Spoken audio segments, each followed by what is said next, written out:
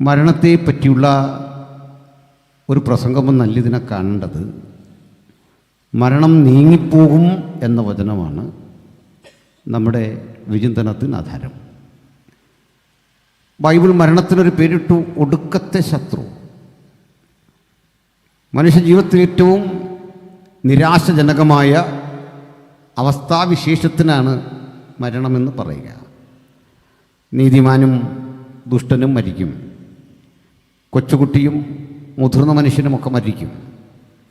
മരണം സ്ഥല കാല സീമകളുടെ വ്യത്യാസമില്ലാത്ത സാർവത്രികമായ അനുഭവമാണ്. ആർക്കും അതിൽ നിന്ന് ഒഴിഞ്ഞിരിക്കാൻ കഴിയില്ല. ഈ മരണമെന്ന പദം ആദ്യം ഉപയോഗിച്ചത് ദൈവം തന്നെയാണ്. ദൈവം തൻ്റെ സൃഷ്ടിയോട്, അതിലേറ്റവും ശ്രേഷ്ഠമായി കരുതുന്ന മനുഷ്യനോട് ഒരു കൽപ്പന പറയുക. മനോഹരമായ ഏദൻ എന്ന പറുദീസ മനുഷ്യരാശിക്കുള്ളതായിരുന്നു. ആ ഏദന്യ പറുദീസയിൽ വസിക്കുന്ന മനുഷ്യനോട് ആ പറുദീസയിലുള്ള മനോഹാരിതയൊക്കെ നിങ്ങൾ ആസ്വദിച്ചു കൊള്ളണം. പക്ഷെ ഒരു കർശന നിബന്ധന പറഞ്ഞു. തോട്ടത്തിൻ്റെ നടുവിൽ ഒരു വൃക്ഷമുണ്ട്, അതിൻ്റെ ഫലം നിങ്ങൾ തിന്നുകൂട്ടാ. ആ വൃക്ഷഫലം തിന്നരുത്, തിന്നുന്ന നാളിൽ നീ മരിക്കും. ഇതാണ് വിവക്ഷ. ഈ ഫലം സംബന്ധിച്ച് ഒട്ടേറെ തെറ്റായ വിചിന്തനങ്ങളും അറിവുകളുമൊക്കെ മനുഷ്യരാശിക്കുണ്ട്. പലതരം വ്യാഖ്യാനങ്ങൾ മനുഷ്യൻ പറയാറുണ്ട്. ഞങ്ങളിത് യഥാർത്ഥത്തിൽ ഒരു ഫലമായി തന്നെ കാണുന്നു. അങ്ങനെ ബൈബിൾ പഠിപ്പിക്കുന്നത്. മറ്റൊരു തിന്മയോ തെറ്റോ ഒന്നുമല്ല ഇവിടെ സംഭവിച്ചത്. ചിലരെങ്കിലും അത് തെറ്റിദ്ധരിച്ചിട്ടുണ്ട്. അത് സ്ത്രീ പുരുഷ സമാഗമത്തെപ്പറ്റി വ്യംഗ്യന്തരേണ അതല്ലെങ്കിൽ രൂപകാർത്ഥത്തിൽ പറഞ്ഞ ഒരു പ്രയോഗമാണെന്നും ഒക്കെ ധരിച്ചിട്ടുണ്ട്. അത് അർത്ഥമില്ല. കാരണം വേറെയും ചില വൃക്ഷഫലങ്ങൾ അവിടെ കാണാം. നന്മതിന്മകളെക്കുറിച്ചുള്ള അറിവിൻ്റെ വൃക്ഷഫലം. ക്രിസ്തീയ സമൂഹത്തിൽ വണ്ണസ് പെൻ്റെക്കോസ്റ്റൽസിൻ്റെ ഒരു വിഭാഗം ആളുകളുണ്ട്. ബ്രൻഹാം എന്നറിയപ്പെടുന്ന ആളാണ് അതിൻ്റെ സ്ഥാപകൻ.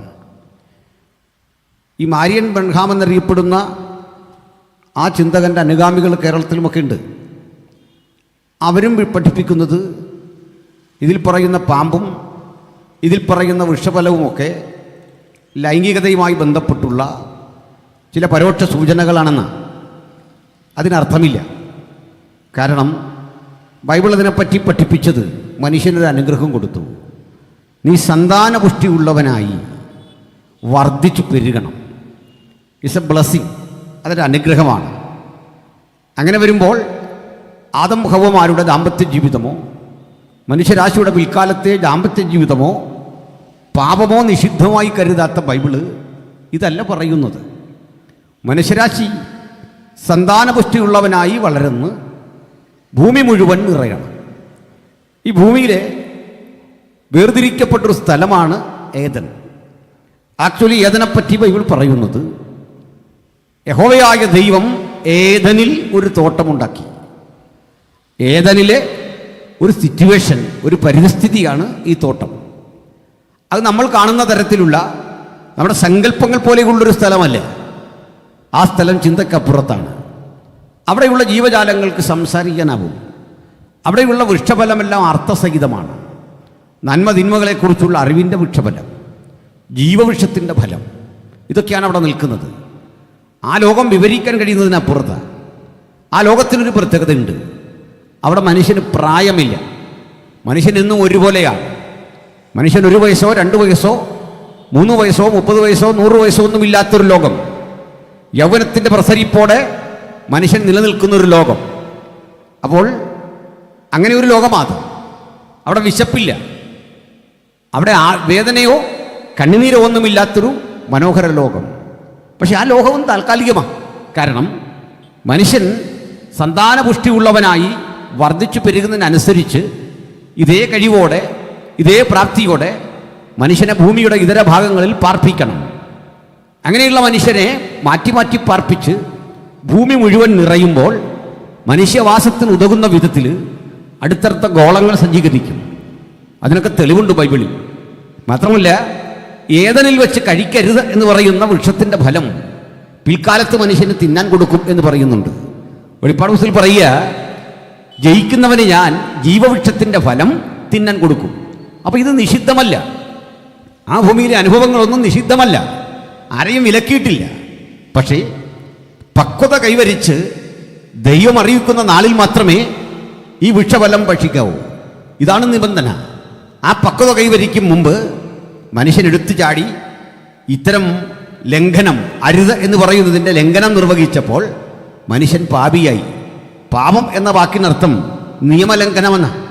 നിയമലംഘനം ശിക്ഷാർഹമാണ്, നിയമലംഘനം കുറ്റകരമാണ്. ആ നിയമലംഘനത്തിൻ്റെ കാഠിന്യമനുസരിച്ച് ശിക്ഷയുടെ കാഠിന്യവും കൂടിക്കൊണ്ടിരിക്കും. അങ്ങനെയെങ്കിൽ ദൈവം അരുത് എന്ന് പറഞ്ഞു കൊടുത്ത ആദ്യത്തെ കൽപ്പന ലംഘിച്ചപ്പോൾ മനുഷ്യൻ പാപിയായിത്തീർന്നു. പാപമെന്നൊന്നും പറയുന്നത് ഒരു പ്രവൃത്തിയെയാണ്.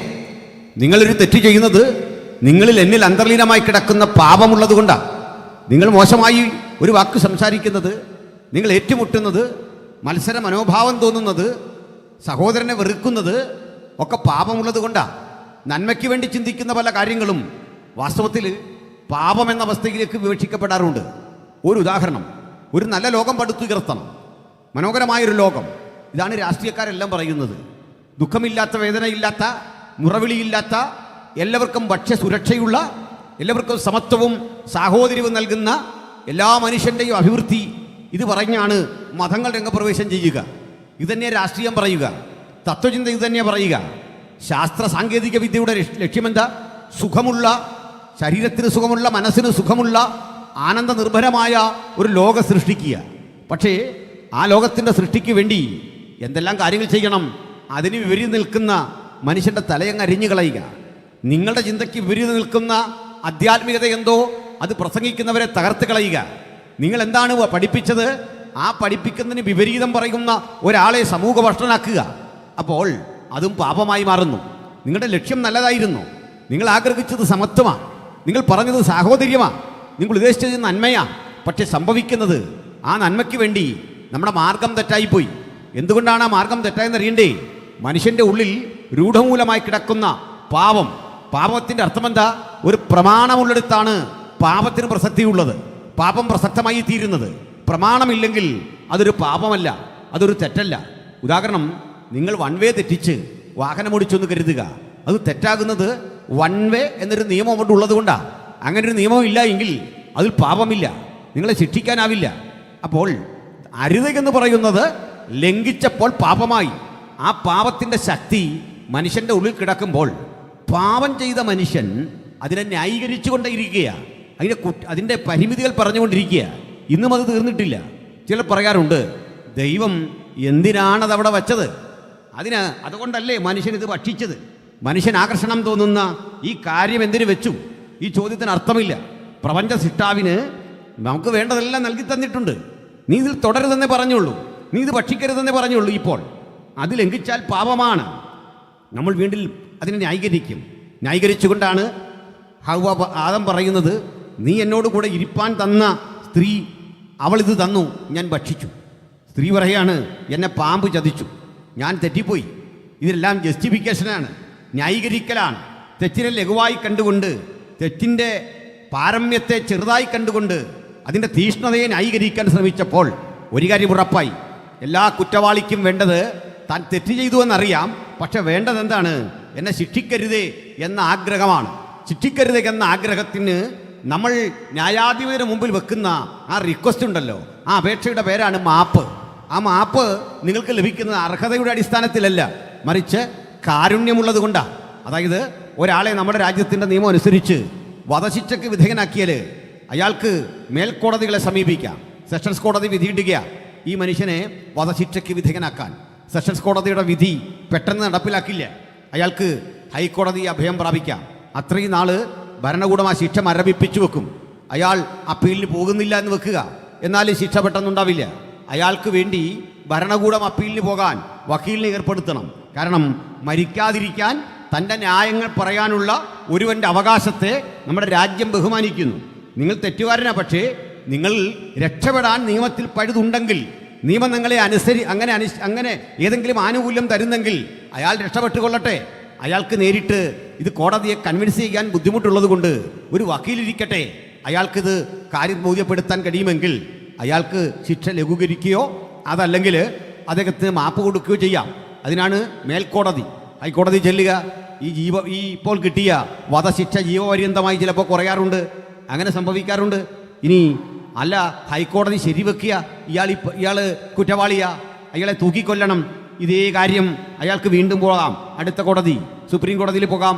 സുപ്രീം കോടതി ചെന്നു, ഇത്രയും മാരക കുറ്റം ചെയ്ത ഈ മനുഷ്യനെ ഇനി വെച്ചുകൊണ്ടിരിക്കാൻ വയ്യ, അയാൾക്ക് വധശിക്ഷ കൊടുക്കണം. വധശിക്ഷ കൊടുക്കാൻ തക്കതായ കുറ്റത്തിന് നമ്മളൊരു പേര് പറയാറുണ്ട്, അതിൻ്റെ ആ കാരണം പറയാറുണ്ട്, റയറസ്റ്റ് ഓഫ് റയർ എന്ന് വെച്ചാൽ അപൂർവങ്ങളിൽ അപൂർവം. ഇത് ന്യായാധിപതി കണ്ടുപിടിക്കണം. എന്താണ് ഈ അപൂർവങ്ങളിൽ അപൂർവം എന്ന് എഴുതി വെച്ചിട്ടില്ല, അങ്ങനെയൊന്നും ഒരു നിയമവും ഇല്ല. പക്ഷെങ്കിൽ അത് ന്യായാധിപതി, ജഡ്ജ് തൻ്റെ മനന സംവിധാനങ്ങൾ കൊണ്ട്, ചിന്തിക്കാനുള്ള കഴിവ് കൊണ്ട് ഇയാൾ ചെയ്ത ഈ കുറ്റകൃത്യം അത് ഭീകരമാണെന്ന് ഉറപ്പുവരുത്തുക. ഞാനും നിങ്ങളുമൊക്കെ കിടന്നുറങ്ങുമ്പോൾ ഉറങ്ങുന്ന മനുഷ്യൻ്റെ തലയ്ക്ക് ചുറ്റിയെ കൊണ്ടടിച്ച് കൊല്ലുന്നൊരു മനുഷ്യനെ കണ്ടു. പൂർവ്വവൈരാഗ്യമൊന്നുമല്ല, അയാളെ റിപ്പർ എന്നാണ് വിളിച്ചത്. ആ മനുഷ്യൻ്റെ വധശിക്ഷയാണ് നമ്മുടെ കേരളത്തിൽ അവസാനമായി നടപ്പിലാക്കിയെന്നാണ് എൻ്റെ അറിവ്. 93 എനിക്ക് തോന്നുന്നു. എന്താണ് ഇതിൻ്റെ അർത്ഥം? ഈ മനുഷ്യനും രാഷ്ട്രപതിയെ സമീപിക്കാം, രാഷ്ട്രപതി പഠിക്കും, ഇത് ന്യായമാണോ, പരിശോധിച്ച് അയാളെ വെറുതെ വിടാം. ഇതാണ് രാജ്യനിയമം. ഈ മനുഷ്യൻ വെക്കുന്ന അപേക്ഷയുടെ പേരാണ് മാപ്പ്. എന്നെ മാപ്പാക്കി തരണം. പക്ഷേ മാപ്പ് കൊടുക്കുമ്പോൾ ഒരു കാര്യം, ഞാൻ ചെയ്ത കുറ്റകൃത്യത്തിന് ഒരാൾ മാപ്പ് തരുമ്പോൾ ഞാൻ ആരോട് കുറ്റം ചെയ്തു അയാൾക്ക് നീതി കിട്ടുന്നില്ല, ആ നീതി നഷ്ടപ്പെട്ടു പോകുന്നുണ്ട്. അപ്പോൾ എന്തു ചെയ്യും? 2 കാര്യങ്ങൾ സംഭവിക്കണം. അതായത് സത്യസന്ധത, നീതി, ഇതൊക്കെ പറയുന്നൊരു ഭാഗം. അതിൻ്റെ നേരെ വിപരീതമാണ് സത്യത്തിൽ മാപ്പ് എന്ന് പറയുന്നത്. മനസ്സിലായി കാണും. മാപ്പ് നൽകുമ്പോൾ കുറ്റം ചെയ്തവന് സത്യസന്ധമായ ഒരു വിധി കിട്ടുന്നില്ല, മാപ്പ് കിട്ടിയവന് സന്തോഷമായി. പക്ഷേ ഇയാൾ കൊന്നുകളഞ്ഞ, ഇയാൾ ഉപദ്രവിച്ച മനുഷ്യരില്ലേ, ആ മനുഷ്യന് നീതി കിട്ടുന്നില്ല. നമ്മൾ പറയും അവർക്ക് നീതി കിട്ടുന്നില്ല. അതല്ലേ നമ്മൾ ചിലപ്പോഴൊക്കെ പത്രങ്ങളിൽ പറയും, സിസ്റ്റർ അഭയയ്ക്ക് നീതി കിട്ടിയില്ല, അല്ലെങ്കിൽ ഇന്ന പെൺകുട്ടിക്ക് നീതി കിട്ടിയില്ല, ആ ഇരയ്ക്ക് നീതി കിട്ടിയില്ല, ഇത്യാദി പ്രയോഗങ്ങൾ പറയും. മാപ്പ് കൊടുക്കുന്നതിൻ്റെ മറുവശത്ത് നീതി നഷ്ടപ്പെട്ടു പോകുന്നുണ്ട്. കാരണം നീതിയോട് ചേർന്ന് സത്യം നിലനിൽക്കുന്നുണ്ട്. അപ്പോൾ ഒരു കാര്യം ഓർത്തേ, മാപ്പാണ് കൊടുക്കുന്നതെങ്കിൽ പിന്നെ നീതി എന്ന പദത്തിന് അർത്ഥമില്ല, സത്യം എന്ന പദത്തിന് അർത്ഥമില്ല. ഇനി സത്യമാണ് നടപ്പിലാക്കുന്നതെങ്കിൽ കാരുണ്യം എന്ന പദത്തിനും അർത്ഥമില്ല. ഇത് രണ്ടും കൂടെ ഒരുമിച്ച് കൊണ്ടുപോകാൻ കഴിയുകയില്ല. അതെങ്ങനെ സാധിക്കുക? എന്നോടൊരാൾ തെറ്റ് ചെയ്തു, തെറ്റ് ചെയ്ത മനുഷ്യനോട് എനിക്ക് കാരുണ്യം കാണിക്കാം, പോട്ടെന്ന് വെക്കാം. പോട്ടേക്കെന്ന് വെക്കാനുള്ള എൻ്റെ അവകാശം അയാൾക്ക് ഞാൻ കൊടുത്ത ഒരു കാരുണ്യമാണ്. പക്ഷെങ്കിൽ മറുവശത്ത് എനിക്ക് വലിയ നഷ്ടം വന്നിരിക്കുന്നു, എനിക്ക് വലിയ ബുദ്ധിമുട്ട് അയാൾ ഉണ്ടാക്കിയിരിക്കുന്നു. എന്നാൽ ഇത് രണ്ടും ഒരു മനുഷ്യനും ഒരേ സമയത്ത് സത്യവും അതുപോലെ ആ നീതിയും അല്ലെങ്കിൽ സത്യവും കരുണയും ഒരുമിച്ച് കൊണ്ടുപോകാൻ കഴിയില്ല. അങ്ങനെ ഒരാളും ലോകത്തില്ല. എങ്ങനെയാണ് രാഷ്ട്രപതിക്ക് ഒരേ സമയത്ത് ഈ മനുഷ്യനെ വധശിക്ഷ കൊടുക്കാൻ കഴിയുക? അതേ സമയത്ത് ഞാൻ നീതി അല്ലെങ്കിൽ ഞാൻ അതേ സമയത്ത് മാപ്പ് കൊടുത്തു എന്നും പറയാൻ പറ്റുക? അപ്പോൾ മാപ്പും സത്യവും ഒരുമിച്ച് പോവില്ല. സത്യത്തിൻ്റെ മറുവശത്ത് യാതൊരു റീസണും കൂടാതെ, യാതൊരു യുക്തിബോധവും കൂടാതെ സഹതാപം കൊണ്ട് കൊടുക്കാൻ പറ്റിയ ഒരു ആനുകൂല്യത്തിൻ്റെ പേരാണ് മാപ്പ്. ആ മാപ്പ് കൊടുക്കുക. ആ മാപ്പ് അർഹതപ്പെടുന്ന ഒരനുഭവത്തിൽ ഒരു വിധത്തിലും മറുവശത്ത് സത്യം സ്ഥാപിച്ചെടുക്കാൻ കഴിയുകയില്ല. സത്യം സത്യമായി കിടക്കുമ്പോൾ മറുവശത്ത് മാപ്പ് സത്യത്തിന് വിപരീതമാണ്. ഞാനൊരു തെറ്റ് ചെയ്തെങ്കിൽ, നിങ്ങൾ തെറ്റ് ചെയ്തെങ്കിൽ കിട്ടിയത് മാപ്പാണെങ്കിൽ സത്യം മറ്റൊന്ന്. അങ്ങനെയാണെങ്കിൽ സത്യസന്ധനായൊരു ദൈവം, കൃപാനിധിയായൊരു ദൈവം, ഇത് രണ്ടും കൂടെ അങ്ങനെ ഒരുമിച്ച് പോകും. നിങ്ങൾ പറ, നമ്മൾ പറയുക ദൈവ സത്യസന്ധനാ, ദൈവം നീതിമാനാ, അതേ നമ്മൾ പറയുക ദൈവം കാരുണ്യവാനാ, ദൈവം ദയാവായ്പുള്ളവനാ. രണ്ടും കൂടെ ഒരുമിച്ച് കൊണ്ടുപോകാൻ മനുഷ്യന് കഴിയില്ല. അങ്ങനെ കഴിയുന്ന ഒരു മനുഷ്യനെ മാത്രമേ ലോകം കണ്ടിട്ടുള്ളൂ. അവിടുത്തെ പേരാണ് കർത്താവായ യേശു ക്രിസ്തു. എന്തേ അങ്ങനെ പറയാൻ കാരണം? ആ വചനം ജഡമായി തീർന്നു, അവിടുന്ന് കൃപയും സത്യവും നിറഞ്ഞവനായി നമ്മുടെ ഇടയിൽ പാർത്തു. അപ്പോൾ കൃപയും സത്യവും ഒരുമിച്ച് കൊണ്ട് നടക്കാൻ യേശുവിന് എങ്ങനെ കഴിഞ്ഞെന്നറിയണ്ടേ? ഒരേ സമയത്ത് അവിടുന്ന് കൃപ നമുക്ക് തരും, നമുക്ക് മാപ്പ് തരും. മറുവശത്ത് ഞാൻ എന്ത് കുറ്റം ചെയ്തോ, ഞാൻ എന്ത് തെറ്റ് ചെയ്തോ അതിൻ്റെ പ്രായശ്ചിത്തമായി ഞാൻ തെറ്റ് ചെയ്തവന് എന്ത് വേണമെന്നറിഞ്ഞുകൊണ്ട് ആ തെറ്റിൻ്റെ പ്രായശ്ചിത്തവും തരും. ചുരുക്കത്തിൽ വാദിക്കും പ്രതിക്കും വേണ്ടി ഒരുപോലെ നീതി പാലിപ്പിച്ചു കൊടുക്കുന്ന ഒരൊറ്റ ന്യായാധിപതിയെ ഉലകത്തിലുള്ളൂ. അവിടുത്തെ പേരാണ് കർത്താവായ യേശു ക്രിസ്തു. ഈ രാത്രി യേശുവിനെ ഉയർത്തിക്കൊണ്ട് ഞങ്ങൾ ഈ ഗ്രാമത്തിൽ വചനം പ്രസംഗിക്കുന്ന എന്തിനാ? നീതി നിഷേധിക്കപ്പെട്ട നിനക്ക്, അധ്വാനിച്ച നിനക്ക്, കഷ്ടപ്പെട്ട നിനക്ക്, മണ്ണിൽ പണിയെടുത്ത നിനക്ക് യാതൊരു നീതിയും ഈ ലോകം തരാതിരുന്നപ്പോൾ നിനക്ക് വേണ്ടി ഒരു നല്ല ന്യായാധിപതി ഇടപെട്ടുകൊണ്ട് നീതിയും കാരുണ്യവും നൽകിക്കൊണ്ട് നിന്നെ സ്നേഹിച്ചണഞ്ഞ മഹാസ്നേഹത്തിൻ്റെ പേരാണ് കർത്താവായ യേശു ക്രിസ്തു. അതുകൊണ്ട് ഇന്ന് രാത്രി ആ യേശുവിനെയും അവിടുത്തെ സുവിശേഷത്തെ ഉയർത്തിക്കൊണ്ട് ഞങ്ങൾ ഈ സുവിശേഷത്തിൻ്റെ മഹത്തരമായ ഉള്ളടക്കം ഇങ്ങനെ വിശദീകരിക്കാം. മറ്റൊരുവരിലും രക്ഷയില്ല. നാം രക്ഷിക്കപ്പെടുവാൻ ആകാശത്തിന് കീഴിൽ മനുഷ്യരുടെ ഇടയിൽ നൽകപ്പെട്ട ഒരേ ഒരു നാമം നമ്മുടെ കർത്താവായ യേശുക്രിസ്തുവിൻ്റെ സുവിശേഷം. ആ യേശുക്രിസ്തുവിൻ്റെ സുവിശേഷം ഈ ദിനങ്ങളിൽ ഈ ദേശത്ത് ഘോഷിക്കപ്പെടുമ്പോൾ ഞങ്ങളൊരു കാര്യം ഉറപ്പാക്കുന്നു: ദൈവം ഈ ഗ്രാമത്തെ സ്നേഹിക്കുന്നു, ദൈവം ഈ ദേശത്തെ സ്നേഹിക്കുന്നു. ദൈവത്തിന് ജാതിയില്ല, ദൈവത്തിന് മതമില്ല, ദൈവത്തിന് പാശ്ചാത്യനും പൗരസ്ത്യനുമില്ല, ദൈവത്തിന് സായിപ്പെന്നോ അറബിയെന്നോ വ്യത്യാസമില്ല, ഈ നാട്ടിലെ സാധാരണക്കാരനോ സമ്പന്നനോ വ്യത്യാസമില്ല. അതാണ് ബൈബിളിലെ ദൈവത്തിൻ്റെ ശ്രേഷ്ഠത. അതുകൊണ്ടാണ് ഇന്ത്യ മഹാരാജ്യത്തിന് ഏറ്റവും യുക്തമായ സന്ദേശം സുവിശേഷമാണ് എന്ന് പറയാൻ ഞങ്ങൾ അമാന്തിക്കാതിരിക്കുന്നത്. ആ കാര്യകാരണങ്ങളിലേക്ക് ഞാനൊന്ന് വരട്ടെ. നമ്മുടെ രാജ്യത്ത് ചരിത്ര പ്രാധാന്യമുള്ള ഒട്ടേറെ ഇതിഹാസങ്ങളുണ്ട്, പുരാണങ്ങളുണ്ട്, തത്വസംഹിതകളുണ്ട്. ഇതൊന്നും മോശമാണെന്ന് ഞങ്ങൾക്ക് അഭിപ്രായമില്ല. ഉപനിഷത്തുക്കളുണ്ട്, വേദങ്ങളുണ്ട്, അത് പഠിപ്പിച്ച ഋഷിവര്യന്മാരുണ്ട്. അവരാരും മോശക്കാരല്ല. മനുഷ്യരാശിയുടെ നന്മയ്ക്ക് വേണ്ടിയുള്ള ആഴമേറിയ ചിന്തകളാണ് അവർ സമൂഹത്തിന് പ്രദാനം ചെയ്തത്. ഞാൻ സമ്മതിക്കുന്നു. അങ്ങനെയുള്ള ഒരു രാജ്യത്ത് എന്തിനാണ് സുവിശേഷമെന്ന് ആളുകൾ ചോദിക്കാറുണ്ട്. കാരണം ഇന്ത്യക്ക് മഹത്തരമായ പൈതൃകമുണ്ട്, ചരിത്രമുണ്ട്, പാരമ്പര്യമുണ്ട്.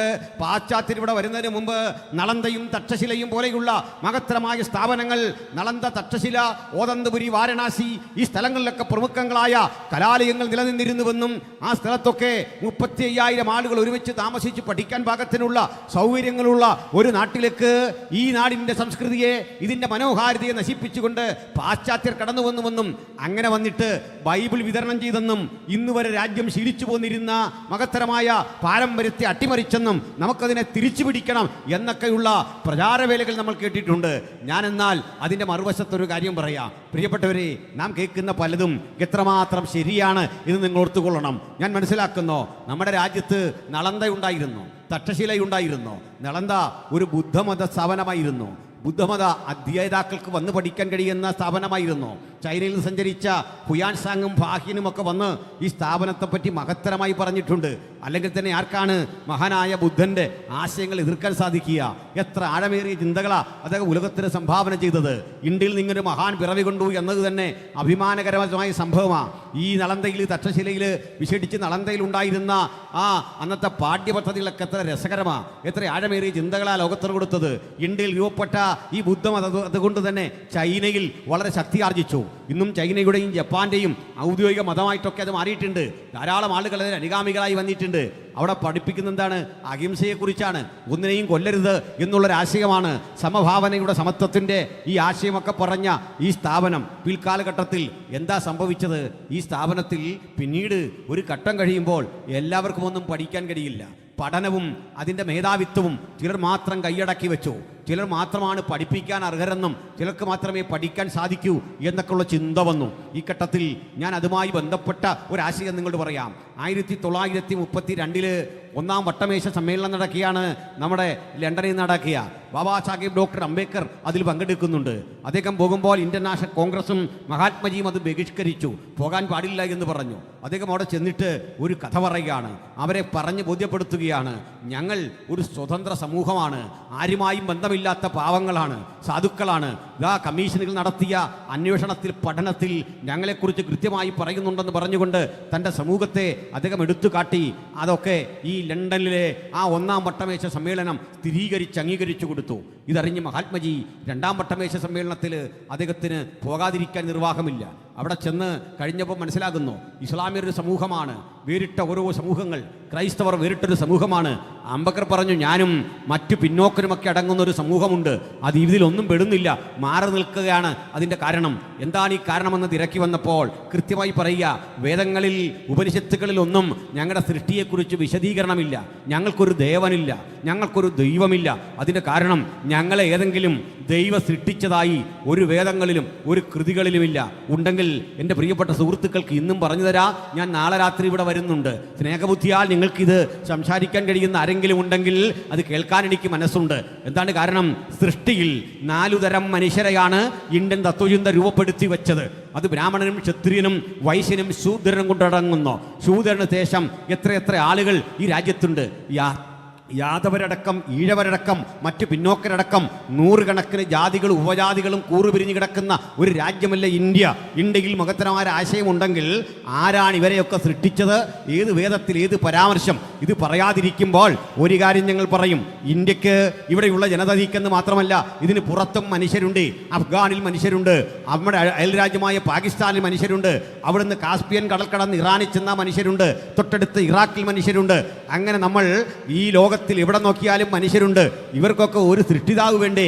ആരാണ് സൃഷ്ടിച്ചത്? ഈ ലോകത്തിലുള്ള മുഴുവൻ ജനതയെയും ആരാണ് സൃഷ്ടിച്ചതെന്ന് പറയാൻ വേദങ്ങളും ഇതിഹാസങ്ങളും കാര്യമായി മിനക്കെട്ടില്ല. കാര്യമായ ഒരു ആശയം പറയാതിരുന്നപ്പോൾ വിശുദ്ധ ബൈബിൾ കൃത്യമായി ഒരു കാര്യം പറഞ്ഞു. സൃഷ്ടിയിലൊരു വിവേചനമൊന്നുമില്ല. ശ്രേഷ്ഠരെ സൃഷ്ടിക്കാൻ തലയും അതിനുശേഷം ശ്രേണി നിരയനുസരിച്ച് നെഞ്ചും കൈകളും താഴോട്ട് വരുമ്പോൾ അരയും അതിനുശേഷം കാൽപാദവും കൊണ്ട് കൃത്യമായി ബ്രാഹ്മണ ക്ഷത്രിയ വൈശ്യ ശൂദ്രാദികളെ സൃഷ്ടിക്കാൻ വേണ്ടി ഈ സൃഷ്ടിയിൽ പോലും ഏതെങ്കിലും തരം വിവേചനം കാണിച്ച ഒരു സംഭവവും ബൈബിളിലില്ലെന്ന് മാത്രമല്ല, ഇവിടെ കാണുന്ന എനിക്കും നിങ്ങൾക്കും അങ്ങകലെ നല്ല വെളുത്ത നിറമുള്ള സായിപ്പിനും അതിലും ചുവന്നിരിക്കുന്ന അറബിക്കും അങ്ങകലെ ദക്ഷിണാഫ്രിക്കയിലെ കാപ്പിരിക്കും ഇനിയും ജനിക്കാനിരിക്കുന്ന ജനകോടികൾക്കൊക്കെ ഒരൊറ്റ പിതാവെന്നും ഒറ്റ മാതാവെന്നും പറയാൻ ചങ്കുറപ്പ് കട്ടിയ അദ്വിതീയമായ ഗ്രന്ഥത്തിന്റെ പേരാണ് വിശുദ്ധ ബൈബിൾ. അതുകൊണ്ട് തത്വചിന്തകരുടെ തറവാട്ട് ഭൂമിയായ അഥേനയിൽ നിന്നുകൊണ്ട് നോക്കണം, ഒളിമ്പിക്സ് നടക്കുന്ന സ്ഥലമാ. സോക്രട്ടീസിന്റെ, പ്ലേറ്റോയുടെ, അരിസ്റ്റോട്ടിലിന്റെ, ഡയോജനസിന്റെ ഒക്കെ സ്ഥലമാ. അവിടെ നിന്നുകൊണ്ട് ഞങ്ങളുടെ ആചാര്യനായ ഞങ്ങളുടെ വഴികാട്ടിയായ പൗലോസിനൊക്കെ പ്രസംഗിച്ചിട്ട് പറയുക, അല്ലയോ അഥേനാ പുരുഷന്മാരെ, ലോകത്ത് കണ്ടതിലെ ഏറ്റവും ശ്രേഷ്ഠരായ ഭക്തിയുള്ള പുരുഷന്മാരാ നിങ്ങൾ ഇത് ഞങ്ങൾക്കറിയാം. പക്ഷെ നിങ്ങൾ ഇന്നും ദൈവത്തെ അന്വേഷിക്കുമ്പോൾ, ദൈവത്തെ തപ്പി നോക്കുമ്പോൾ, ആരാണ് ദൈവമെന്ന് നിങ്ങൾ ഇങ്ങനെ വിളിച്ചു ചോദിക്കുമ്പോൾ, നിങ്ങൾ അന്വേഷിക്കുന്ന, നിങ്ങൾ അദൃശ്യമായി പൂജിക്കുന്ന ശിലകളെ, ബിംബങ്ങളെ, വിഗ്രഹങ്ങളെ ദൈവസങ്കല്പങ്ങളുടെ മറുവശത്ത് കണ്ടുകൊണ്ട് പ്രതിഷ്ഠിക്കുമ്പോൾ നിങ്ങൾ അറിയാതെ പൂജിക്കുന്ന ആ ഈശ്വര സങ്കല്പത്തെ ഞങ്ങളിത് അറിഞ്ഞിരിക്കുന്നു. എന്താണ് വ്യത്യാസമെന്നറിയണ്ടേ? ആ ദൈവം അത്യുന്നതനാണ്.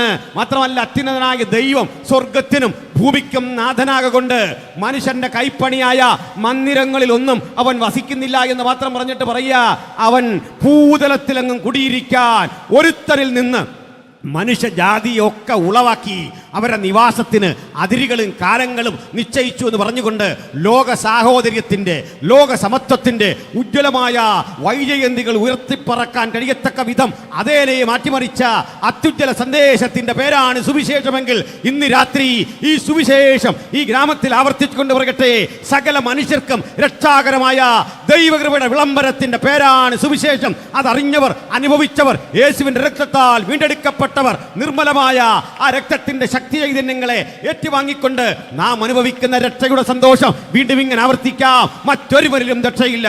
നാം രക്ഷിക്കപ്പെടുവാൻ ആകാശത്തിന് കീഴിൽ മനുഷ്യരുടെ ഇടയിൽ നൽകപ്പെട്ട ഉജ്ജ്വല നാമം നമ്മുടെ കർത്താവായ യേശു ക്രിസ്തു. ഹല്ലേലൂയ. ഞാൻ ഉയർത്തപ്പെട്ടാൽ സകലരുമെങ്കിലേക്ക് ആകർഷിക്കപ്പെടുമെന്നരുളിയ ആ നല്ല ദൈവപുത്രന്റെ മുമ്പാകെ നമുക്കൊന്ന് അടുത്തു വന്നുകൊണ്ട് ആ ദൈവപുത്രന്റെ പദാന്തികെ ഒന്ന് നടന്നു നീങ്ങാം. അങ്ങനെ നടക്കാനുള്ള സന്നദ്ധത എൻ്റെ പ്രിയപ്പെട്ട സുഹൃത്തേ, വാസ്തവത്തിൽ ഇത് മതപരിവർത്തനമൊന്നും അല്ല. വേണമെങ്കിൽ സാങ്കേതികമായി നിങ്ങൾക്ക് അങ്ങനെ പറയാം, അതിൽ തെറ്റൊന്നുമില്ല. അതിൻ്റെ കാരണം എന്താ? ഞാൻ പറയാ, ഞാനും നിങ്ങളുമൊക്കെ പറയും ഇത് മതമല്ല. ആ മതമല്ലെന്ന് പറയാനുള്ള ചില റീസൺ കൂടി ഞങ്ങൾ സമൂഹത്തെ ഒന്ന് ബോധ്യപ്പെടുത്തി തരാം. എന്താ കാരണമെന്ന് പറയട്ടെ. എല്ലാ മതങ്ങൾക്കും ചില ചിട്ടകളുണ്ട്. ആ ചിട്ടകളിൽ മതത്തിന് വേണ്ട ചില ചേരുവകളും ചിട്ടകളും ഉണ്ട്. അതിലേറ്റവും പ്രധാനപ്പെട്ട ചില ചേരുവകളില്ലാത്തൊരു സമൂഹമാണ് ഞങ്ങൾ. ഉദാഹരണം പറയാം. മതത്തിന് ഒന്നോ അതിലധികമോ തീർത്ഥാടന കേന്ദ്രം വേണം. അതിൽ തെറ്റുമൊന്നുമില്ല. ഞാൻ ആരെയും വിമർശിച്ച് പറഞ്ഞല്ല. ഞങ്ങളുടെ യുണീക്ക്നെസ് നിങ്ങൾ എന്ന് പറഞ്ഞ് മനസ്സിലാക്കുക ഈ ദേശത്തുള്ള സഹോദരങ്ങളെ. ഞങ്ങൾക്ക് അങ്ങനെ ഒരു തീർത്ഥാടന കേന്ദ്രം ഇല്ല. എക്സാമ്പിൾ, യേശു ജനിച്ച ബേത്ലഹേമോ, യേശു വളർന്ന നസ്രത്തോ, യേശു മരിച്ചടക്കപ്പെട്ട കാൽവറിയോ ഞങ്ങൾക്ക് വിശുദ്ധ സ്ഥലമല്ല. മനസ്സിലായല്ലോ? അല്ലെങ്കിൽ ഞാനീ നിൽക്കുന്ന ഈ സ്ഥലവും അതങ്ങനെ അകലെ കാണുന്ന യെരുസലേമും തമ്മിൽ എന്തെങ്കിലും വ്യത്യാസം ഉണ്ടോ എന്ന് ചോദിച്ചാൽ ഞങ്ങൾ പറയും ഒരു വ്യത്യാസമില്ല. ഇതിലെ മണ്ണും അതിലെ മണ്ണും എടുത്തു വെച്ചിട്ട് ഇതിൽ പവിത്രമേതാന്ന് ചോദിച്ചാൽ ഞങ്ങൾ പറയും ഇതിൽ പവിത്രവും ഇല്ല, ഇതിൽ മോശവും ഇല്ല, നല്ലതും ഇല്ല. കാരണം രണ്ടിടത്തെയും മണ്ണ മറ്റ് ക്വാളിറ്റികൾ കണ്ടേക്കാം, അത് സയൻറ്റിസ്റ്റുകൾ പരിശോധിച്ച് പറയട്ടെ. ചുരുക്കി പറഞ്ഞു കഴിഞ്ഞാൽ ഞങ്ങൾക്ക് ഒരു തീർത്ഥാടന കേന്ദ്രമില്ല. രണ്ടാമത്തെ കാര്യം, മതത്തിന് വേണ്ട പ്രധാനപ്പെട്ടൊരു കാര്യമുണ്ട്. അത് ഈ മതവുമായി ബന്ധപ്പെട്ടുള്ള ചില ആചാരങ്ങളാണ്. ആചാരങ്ങൾക്ക് ചില മാസങ്ങളും കാലങ്ങളൊക്കെ ഉണ്ട്. ഇന്ന മാസമാണ് ഇന്ന മതത്തിന് നല്ലത് എന്ന് പറയത്തക്ക വിധം ഞങ്ങൾക്ക് ജനുവരി മുതൽ ഡിസംബർ വരെ എടുത്താൽ ഇതിലൊന്നും മോശപ്പെട്ടൊരു മാസവും ഇല്ല. എല്ലാ മാസവും കൊള്ളാം. ഒരാഴ്ചയിലെ ഏതെങ്കിലും ഒരു ദിവസം സുപ്രധാനമാണെന്ന് പറയത്തക്ക വിധം ഞായറോ തിങ്കളോ ശനിയോ വെള്ളിയോ ഒന്നും ഞങ്ങൾക്ക് പ്രധാനപ്പെട്ടതോ മോശം ദിവസമല്ല. ഞങ്ങൾ ദിവസങ്ങളെ കാണുന്നത് ഇങ്ങനെയാ, ആരാധിക്കാനും പ്രാർത്ഥിക്കാനും ഒക്കെ ഒത്തുകൂടുമ്പോൾ ദൈവസാന്നിധ്യം അവിടെ ഉള്ളതുകൊണ്ട് പറയും ഇത് യഹോവയുണ്ടാക്കിയ ദിവസം. ഹല്ലേലൂയ. ഇന്ന് നാം സന്തോഷിച്ച് ആനന്ദിക്കുക. ആ ദിവസത്തിന് പ്രത്യേകതയില്ല. ഒരു ദിവസത്തിലെ ഏതെങ്കിലും സമയം, രാവിലെയാണോ വൈകിട്ടാണോ ഉച്ചയ്ക്കാണോ, ഇങ്ങനൊരു സമയത്തിനും യാതൊരു പ്രാധാന്യമില്ല. ഇനി ഒരു സ്ഥലത്തിന് പ്രാധാന്യമില്ല, ഒരു സമയത്തിന് പ്രാധാന്യമില്ല, ഒരു മാസത്തിന് പ്രാധാന്യമില്ല. അടുത്തത് ഏതെങ്കിലും ഒരു നിറം. സാധാരണഗതിയിൽ മതവുമായി ബന്ധപ്പെട്ട ആചാരങ്ങളുമായി ബന്ധപ്പെട്ട ചില നിറങ്ങളുണ്ടല്ലോ. പച്ചയാകാം, മഞ്ഞയാകാം, കാവിയാകാം, നീലയാകാം, അങ്ങനെ വ്യത്യസ്തമായ നിറങ്ങളുണ്ട് മതങ്ങൾക്ക്. അതും തെറ്റൊന്നുമില്ല. പക്ഷെ ഞങ്ങളെ സംബന്ധിച്ചിടത്തോളം ഞങ്ങൾക്ക് അങ്ങനെ ഒരു കൊടിക്കൂറയില്ല. ഇന്ന നിറമാണ് ഏറ്റവും ശ്രേഷ്ഠം, ഇന്ന കൊടിക്കൂറയുടെ കീഴിലാണ് ഒരുമിച്ച് കൂടേണ്ടതെന്ന് പറയാൻ പാകത്തിന് ഏതെങ്കിലും ഒരു നിറത്തോട് ആഭിമുഖ്യമില്ല, ഏതെങ്കിലും ഒരു കൊടിക്കൂറയോട് ആഭിമുഖ്യമില്ല. ചുരുക്കി പറഞ്ഞാൽ ഇത് കൂടാതെ മതങ്ങളെ നിങ്ങൾ എടുത്തു പഠിച്ചാൽ മതങ്ങൾക്ക് പൊതുവായി മറ്റൊരു കാര്യം കൂടിയുണ്ട്. മതങ്ങൾ പൊതുവെ എടുക്കുമ്പോൾ ഒരു കാര്യം പിടികിട്ടും. ആ മതത്തിലെ വിശ്വാസി അല്ലെങ്കിൽ ആ മതത്തിൻ്റെ അനുഗാമി ധരിച്ചു വച്ചിരിക്കുന്നത് തൻ്റെ ദൈവത്തിന് ഏറ്റവും ഇഷ്ടപ്പെട്ട സാധനം, ഏറ്റവും പ്രിയപ്പെട്ട നിവേദ്യം അന്യമതത്തിൽപ്പെട്ടവൻ്റെ ചോരയാണ്, ഇതും കൊണ്ട് ചെന്നാൽ ദൈവം സന്തോഷിക്കും എന്നറിയാതെ അലിഖിതമായി അവർ വിശ്വസിച്ചിട്ട് പറയും ഇത് ഭയങ്കര സമാധാനമാണ്, ഇത് ഭയങ്കര സന്തോഷമാണ്, ഇതിനകത്തെല്ലാം വേണ്ടത്. ഇങ്ങനെ ശ്രേഷ്ഠവും മനോഹരമാണെങ്കിൽ ആശയപരമായി അത് സ്ഥാപിക്കേണ്ടതിന് പകരം കൈക്കരുത്ത് കൊണ്ടും ആയുധം കൊണ്ടും രക്തം ചൊരിഞ്ഞുകൊണ്ടും അത് സ്ഥാപിക്കുമ്പോൾ ഞങ്ങളെന്ന് പറയാം ഈ ഭൂമിയിൽ മനുഷ്യനായി പിറന്ന ഒരാളും ഞങ്ങളുടെ ശത്രുവല്ല. ഒരാളെയും ശത്രുവായി കാണാൻ പാടില്ല. പാശ്ചാത്യനെ, പൗരസ്ത്യനെ, ഹിന്ദുവിനെ, മുസ്ലിമിനെ, ജൂതനെ, പാഴ്സിയെ ആരെയും ശത്രുവായിട്ട് കാണാൻ പാടില്ല. വൈരുദ്ധ്യമോ എതിരൊക്കെ വന്നാൽ നമ്മുടെ ഉള്ളിൽ ഈ മനുഷ്യനോട് ഒരു വെറുപ്പ് തോന്നിയെന്ന് വിചാരിക്കുക. ആ വെറുപ്പിനെ ശാസിച്ച് അവനെ സ്നേഹിക്കാൻ പഠിക്കണമെന്നാണ് ഈ പ്രമാണം നമ്മളെ പഠിപ്പിക്കുന്നത്. അങ്ങനെ ശത്രുവിനെയും സ്നേഹിക്കണമെന്ന് മാത്രമല്ല, അവന് വേണ്ട സഹായമൊക്കെ ചെയ്തു കൊടുക്കണം. അത് ഒരളവ് കൂടിയിട്ട് പറയുക, അവന് വിശക്കുന്നെങ്കിൽ ശത്രുവിന് ഭക്ഷിക്കാൻ കൊടുക്കണം. അവൻ പുതപ്പില്ലാത്തവനായി ജീവിക്കുന്ന കണ്ടാൽ അവന് പുതയ്ക്കാൻ പുതപ്പ് കൊടുക്കണം, ഷെൽട്ടർ ചെയ്യണം, അവനെ പരിരക്ഷിക്കണം. ഇങ്ങനെ പഠിപ്പിച്ചൊരു മാർഗമാണ്. പിന്നെയും പറയട്ടെ, മതങ്ങൾക്കെല്ലാം ചിലപ്പോൾ രാഷ്ട്രത്തോടൊരു കലഹമുണ്ട്, ഞങ്ങൾക്ക് അതുമില്ല.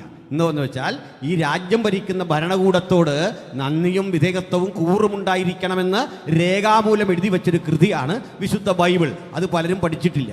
ആളുകൾ രാജ്യസ്നേഹത്തെക്കുറിച്ചൊക്കെ പഠിക്കുമ്പോൾ ലോകത്തെ രാജ്യസ്നേഹത്തെക്കുറിച്ച് രേഖാമൂലം എഴുതി വെച്ച ഒരു ഗ്രന്ഥം സ്വന്തമുള്ള ഒരു ജനതയുടെ പേരാണ് ക്രിസ്ത്യാനി. ഹല്ലേലൂയ. എന്താ കാരണം എന്നറിയണ്ടേ? ഈ പുസ്തകം പറയുക, രാജ്യം ഭരിക്കുന്ന ആരുമായിക്കൊള്ളട്ടെ ആ വ്യക്തിക്ക് വേണ്ടി പ്രാർത്ഥിച്ചുറങ്ങണമെന്ന്. പ്രാർത്ഥിക്കണം, വെറുതെ പ്രാർത്ഥിക്കണമെന്നല്ല, വിശേഷാൽ പ്രാർത്ഥിക്കണം. എന്താ അങ്ങനെ പറയാൻ കാരണം? അവരെ സ്വസ്ഥതയുള്ള സാവധാനതയുള്ള ഒരു ഭരണം നടപ്പിലാക്കാൻ അവർക്ക് വേണ്ടി പ്രാർത്ഥിക്കണം. എന്ന് വെച്ചാൽ നിങ്ങളുടെ കാര്യം അലച്ചോ, നമ്മുടെ മന്ത്രിമാരൊക്കെ ഇതിൽ പോവുക, ധാരാളം വണ്ടികൾ, അവരെ എസ്കോർട്ട് ചെയ്യുക. പ്രധാനമന്ത്രി വരുന്നു, അല്ലെങ്കിൽ പ്രസിഡന്റ് വരുന്നു, മുഖ്യമന്ത്രി വരുന്നു, ആഭ്യന്തരമന്ത്രി വരുന്നു, ഗവർണർ വരുന്നു. ഇത്രയും വണ്ടിയൊക്കെ വരുമ്പോൾ നമുക്കൊരു സംശയം, ഇതെന്തൊരു ഏർപ്പാടാ, ഇത്ര വണ്ടിയാണ് വെറുതെ ഓടുന്നത്? ഇത് ഗവർണർ പറഞ്ഞിട്ട് ഓടുന്നതല്ല, മുഖ്യമന്ത്രി പറയുകയല്ല എനിക്കൊരു 10 വണ്ടി 50 വണ്ടി ഇട്ടേക്കണം. എന്താ ഇത് ഇടുന്നതെന്ന് അറിയണ്ടേ? നമ്മെ ഭരിക്കുന്ന ആളുകൾക്ക് ഒരു തരത്തിലും അസ്വസ്ഥത വരരുത്.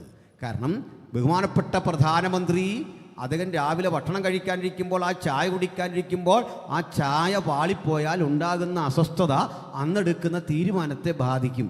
അതുകൊണ്ട് ആ കൊടുക്കുന്ന ചായ പോലും ക്വാളിറ്റി ഉള്ളതായിരിക്കണം, ഏറ്റവും നല്ലതായിരിക്കണം. രാഷ്ട്രം കൊടുക്കുന്ന പ്രിവില്ലേജാണ്, നമ്മളതിൽ തെറ്റിദ്ധരിക്കരുത്. നമ്മൾ ചിലപ്പോൾ ഇതൊക്കെ തെറ്റിദ്ധരിപ്പിച്ച് പറയും. എത്ര വണ്ടി വേണം, ഇതിലേ പോകണമെന്നൊക്കെ തീരുമാനിക്കുന്ന ഈ മന്ത്രിമാരെയല്ല, അതിന് ഇൻ്റലിജൻസിനെ വെച്ചിട്ടുണ്ട്. അവർക്ക് വല്ല അപകടം വരുമോ, എന്തെങ്കിലും ബുദ്ധിമുട്ട് വരുമോ, ഇങ്ങനെ പഠനം നടത്തിയൊക്കെയാണ് അവരുടെ യാത്ര സജ്ജീകരിക്കുന്നത്. അതുകൊണ്ട് ബൈബിളും പറഞ്ഞെന്താണെന്ന് അറിയണ്ടേ? സ്വസ്ഥതയുള്ള, സാവധാനതയുള്ള ഒരു അഡ്മിനിസ്ട്രേഷൻ നടപ്പിലാക്കാൻ വിശേഷാൽ അധികാരികൾക്ക് വേണ്ടി പ്രാർത്ഥിക്കണം എന്നെഴുതിയ പുസ്തകമാണ് വിശുദ്ധ ബൈബിൾ. അടുത്ത കേട്ടോ, നികുതി അടയ്ക്കണം, രാജ്യത്തിന് നികുതി അടയ്ക്കണം. അതെത്ര കൂടിയാലും നികുതി അടയ്ക്കണം എന്ന് കൃത്യം പറയുന്നു.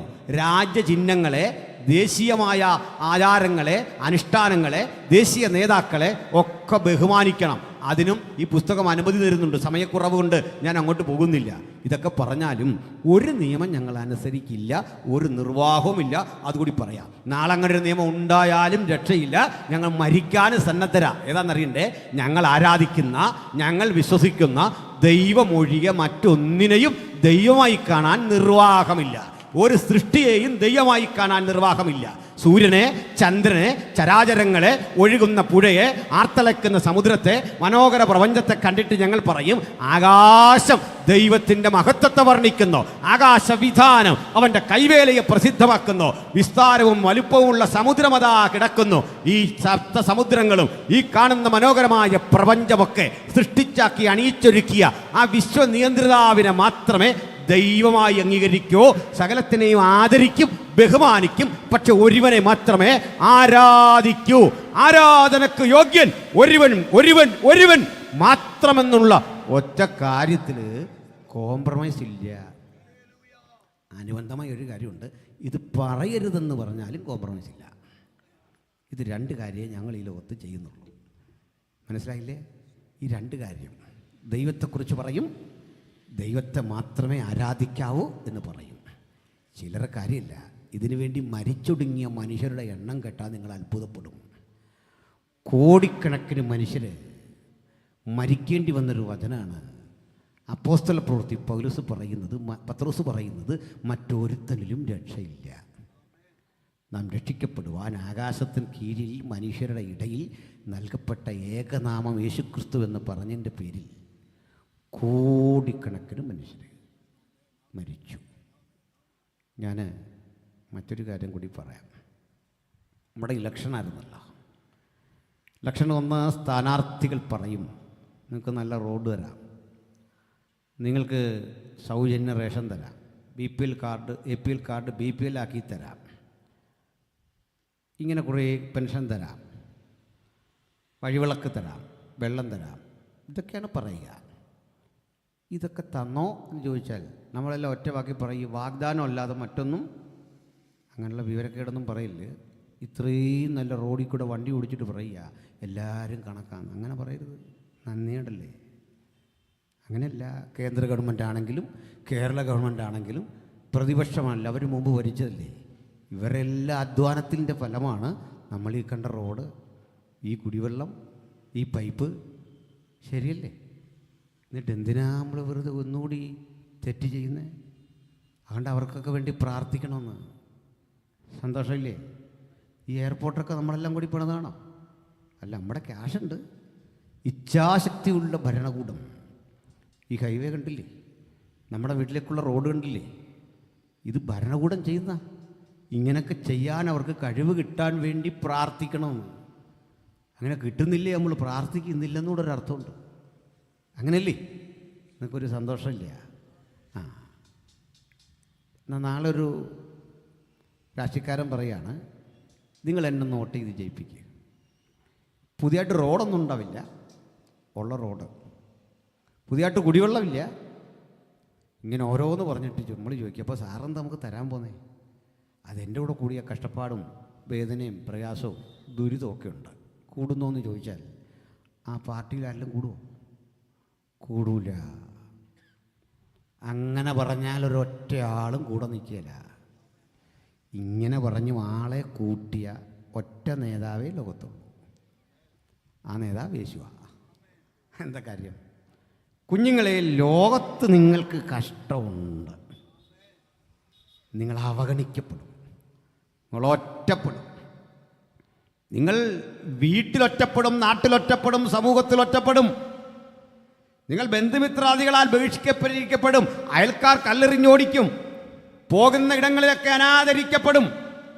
ഇങ്ങനെ പറഞ്ഞ് പാലസ്തീനിയായിൽ 2000 ആണ്ടുകൾക്കപ്പുറത്ത് പ്രസംഗം തുടങ്ങിയവൻ്റെ മാർഗമാ ലോകത്തിൻ്റെ 5 വൻകരകളിലും പടർന്ന് പന്തലിച്ച് കിടക്കുന്നത്. ഇത്രയും വലിയൊരു സമൂഹത്തെ ഉരുവാക്കാൻ യേശുക്രിസ്തു എന്ന ദൈവപുത്രൻ നമുക്കൊരു വാഗ്ദാനമേ തന്നുള്ളൂ. കഷ്ടമുണ്ട്, രോഗമുണ്ട്, സങ്കടമുണ്ട്. മറ്റൊന്നുകൂടി പറഞ്ഞു, ഇതൊക്കെ ഉണ്ടെങ്കിലും നിങ്ങളുടെ സന്തോഷത്തിനൊരു കുറവും വരികയില്ല. ആ കഷ്ടതയിൽ നമ്മൾ പാട്ട് പാടുന്നു, വേദനയ്ക്കകത്ത് ആനന്ദിക്കുമെന്ന്, നഷ്ടങ്ങളിലും വിളിച്ചു പറയും ഈ നഷ്ടമൊന്നും എനിക്ക് പ്രശ്നമല്ല. അനവധി തേജസ്സിലെ ഭാഗ്യം എനിക്കായി കരുതി വച്ചിട്ടുണ്ട് എന്ന് പറഞ്ഞുകൊണ്ട് അന്യരും പരദേശികളുമായി ഈ ഭൂമിയിൽ വസിച്ചുകൊണ്ട് വരാനിരിക്കുന്ന ഒരു നിത്യതയെ ധ്യാനിച്ചുകൊണ്ട് ഇഹലോകത്തിൽ ജഗത്തിൻ ജീവിതം നിർവഹിക്കുന്ന പ്രക്രിയ സുവിശേഷത്തിൻ്റെ വാഗ്ദാനം. വ്യക്തത ഒന്നല്ല. അപ്പോൾ നമുക്കിനി ആ വഴിക്ക് ഒന്ന് രണ്ട് കാര്യങ്ങളൊന്ന് പരിശോധിച്ച് പോകാം. എന്തിനാണ് മതം? എന്തിനാണ് പാട്ട്? എന്തിനാണ് പ്രാർത്ഥന? എന്തിനാണ് രാഷ്ട്രീയം? ഇതിലെല്ലാം ഒരു കഴമ്പുണ്ട്. നല്ലൊരു ലോകം, ഞങ്ങളൊരു കാര്യം ഉറപ്പ് തരാം, ഞങ്ങളിലൊരാൾ ഭരിച്ചാൽ ഈ ലോകം നല്ലതാകുമെന്ന് ചോദിച്ചാൽ ഞാൻ ഉറപ്പായിട്ട് പറയാം, ഒന്നും ആകത്തില്ല. നിങ്ങൾ ആരെങ്കിലും ഭരിക്കുന്നതിനേക്കാൾ മോശമാകത്തേ ഉള്ളൂ. കാരണം നമുക്ക് ആ ഫീൽഡിൽ വലിയ അറിവില്ല. അതുതന്നെ കാര്യം. അങ്ങനെയാണ്. ഒരു എക്സാമ്പിൾ പറയാം.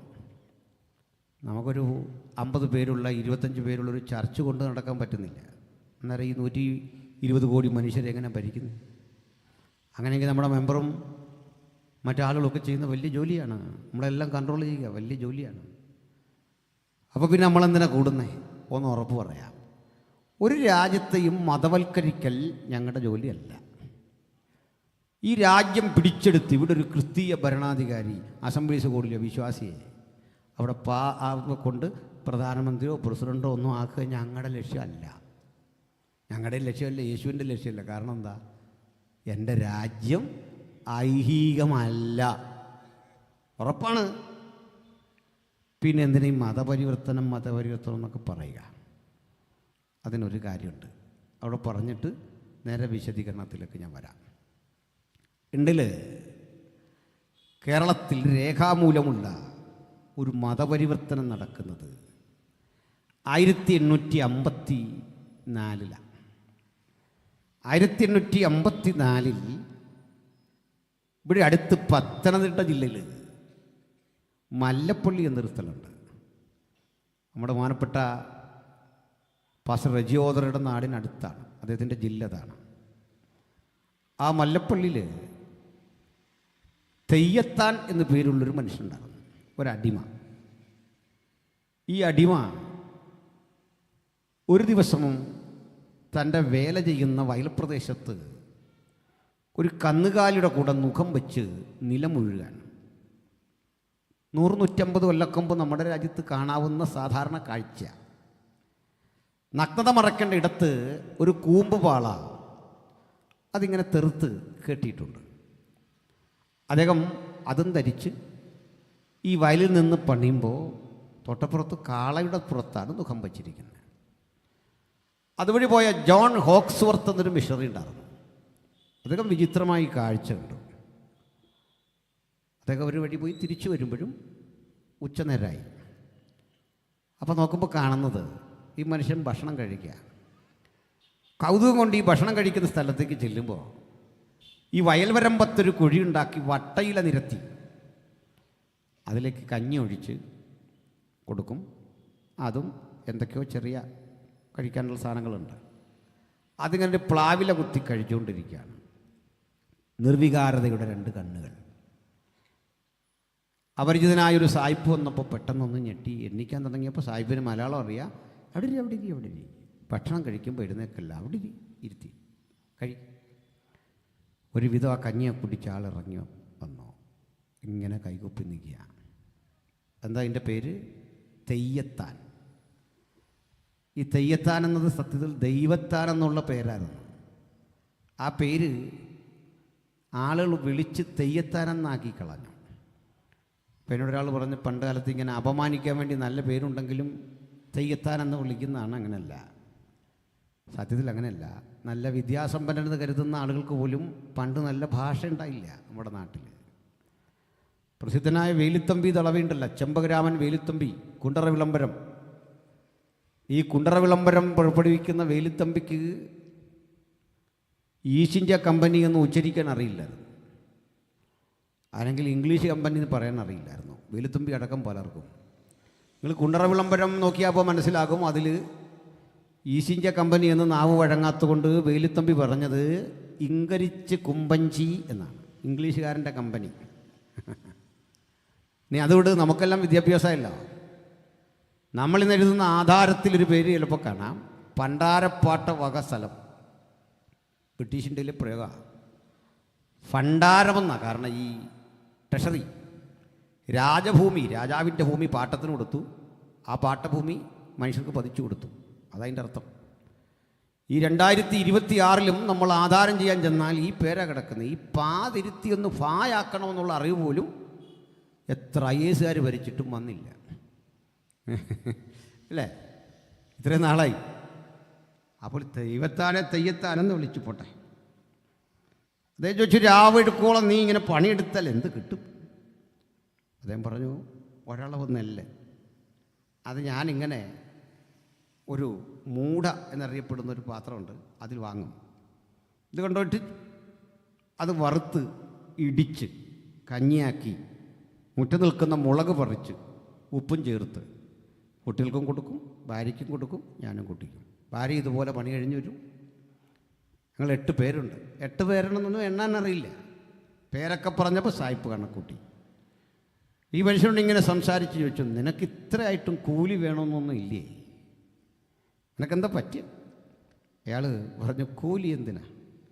ഞാൻ എൻ്റെ യജമാനന് വില കൊടുത്ത് വാങ്ങപ്പെട്ട ഒരാളാണ്. അന്ന് കോട്ടയം ജില്ലയിലെ ചങ്ങനാശ്ശേരി ചന്തയിൽ ഒരു അടിമയുടെ വില 3 രൂപ. അതിവിടെ വന്ന 21 വരെ ആകുമായിരുന്നു, മല്ലപ്പള്ളി വന്ന. അങ്ങനെ വില കൊടുത്ത് വാങ്ങിയതാണ്. കൊടുക്കും. അങ്ങനെയെങ്കിൽ നിൻ്റെ യജമാനെ കാണട്ടെ. യജമാനെ കണ്ടു പറഞ്ഞ്, ഈ 8 പേരെ എനിക്ക് തരുമോ? തരും, വില തരണം. അങ്ങനെ കൊച്ചുകുട്ടിയടക്കം 8 പേരെ വിലയ്ക്ക് വാങ്ങി. വിലയ്ക്ക് വാങ്ങി കൊണ്ടുപോയിട്ട് തൊട്ടടുത്ത് മല്ലപ്പള്ളി പുഴയിൽ ഇറക്കി. സായിപ്പ് ബാഗ് തുറന്ന് സോപ്പൊക്കെ കൊടുത്തു പറഞ്ഞ് വൃത്തിക്ക് കുളിച്ചോളാൻ പറഞ്ഞു. കുളിച്ചു.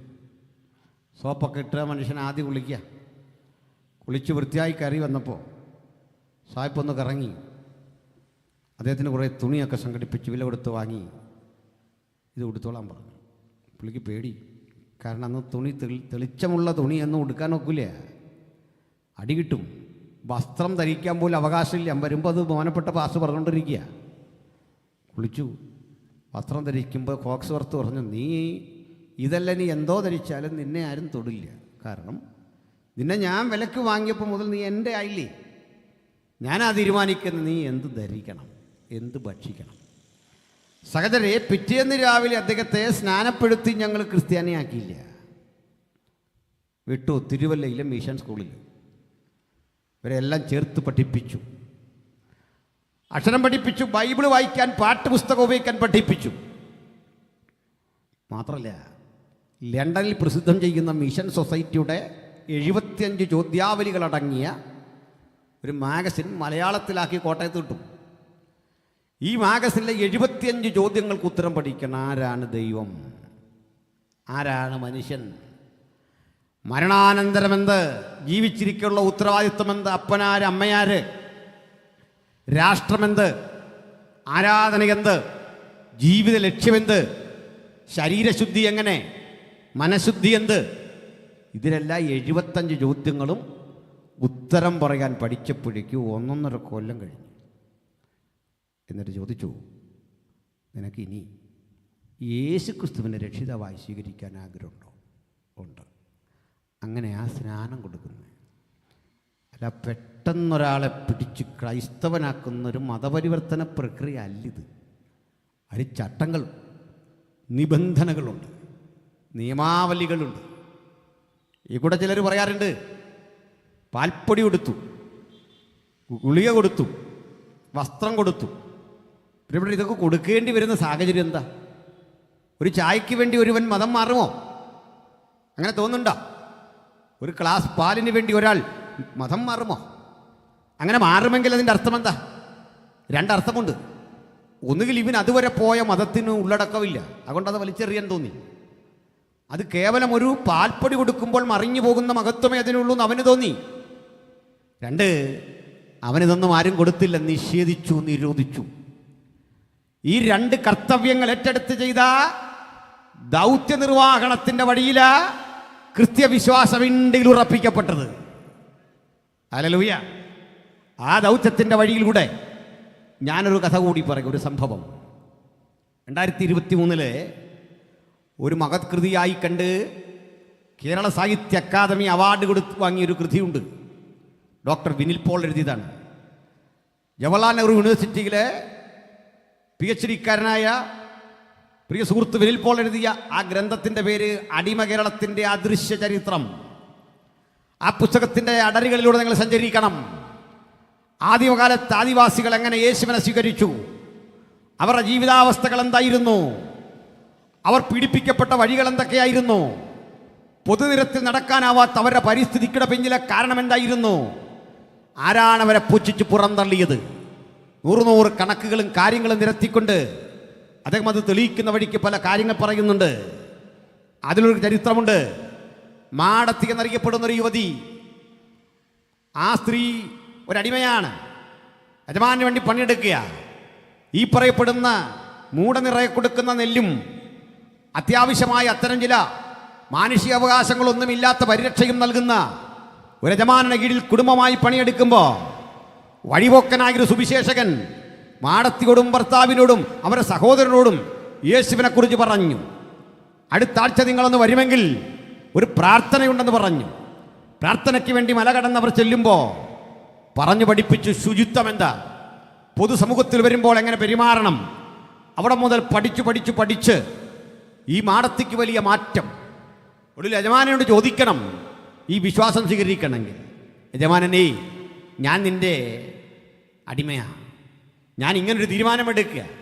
യജമാനൻ പറഞ്ഞു, നീ എന്ത് തീരുമാനമെടുത്താലും ഇവിടെ ജോലി മുടക്കാൻ പാടില്ല, നീ എതിരേലും ഒടുക്കം കുടുംബമായി അവർ ക്രിസ്തീയ വിശ്വാസത്തിൻ്റെ ഭാഗമായി. അങ്ങനെ ഓരോ ദിവസവും പോകും. ചില നാളുകൾ കഴിഞ്ഞപ്പോൾ ചില നാളുകളായി മാടത്തിയെ കാണുന്നില്ല. ആളയച്ചു വരുത്തി, എന്താ പറ്റി, ജോലിക്ക് കാണുന്നില്ല.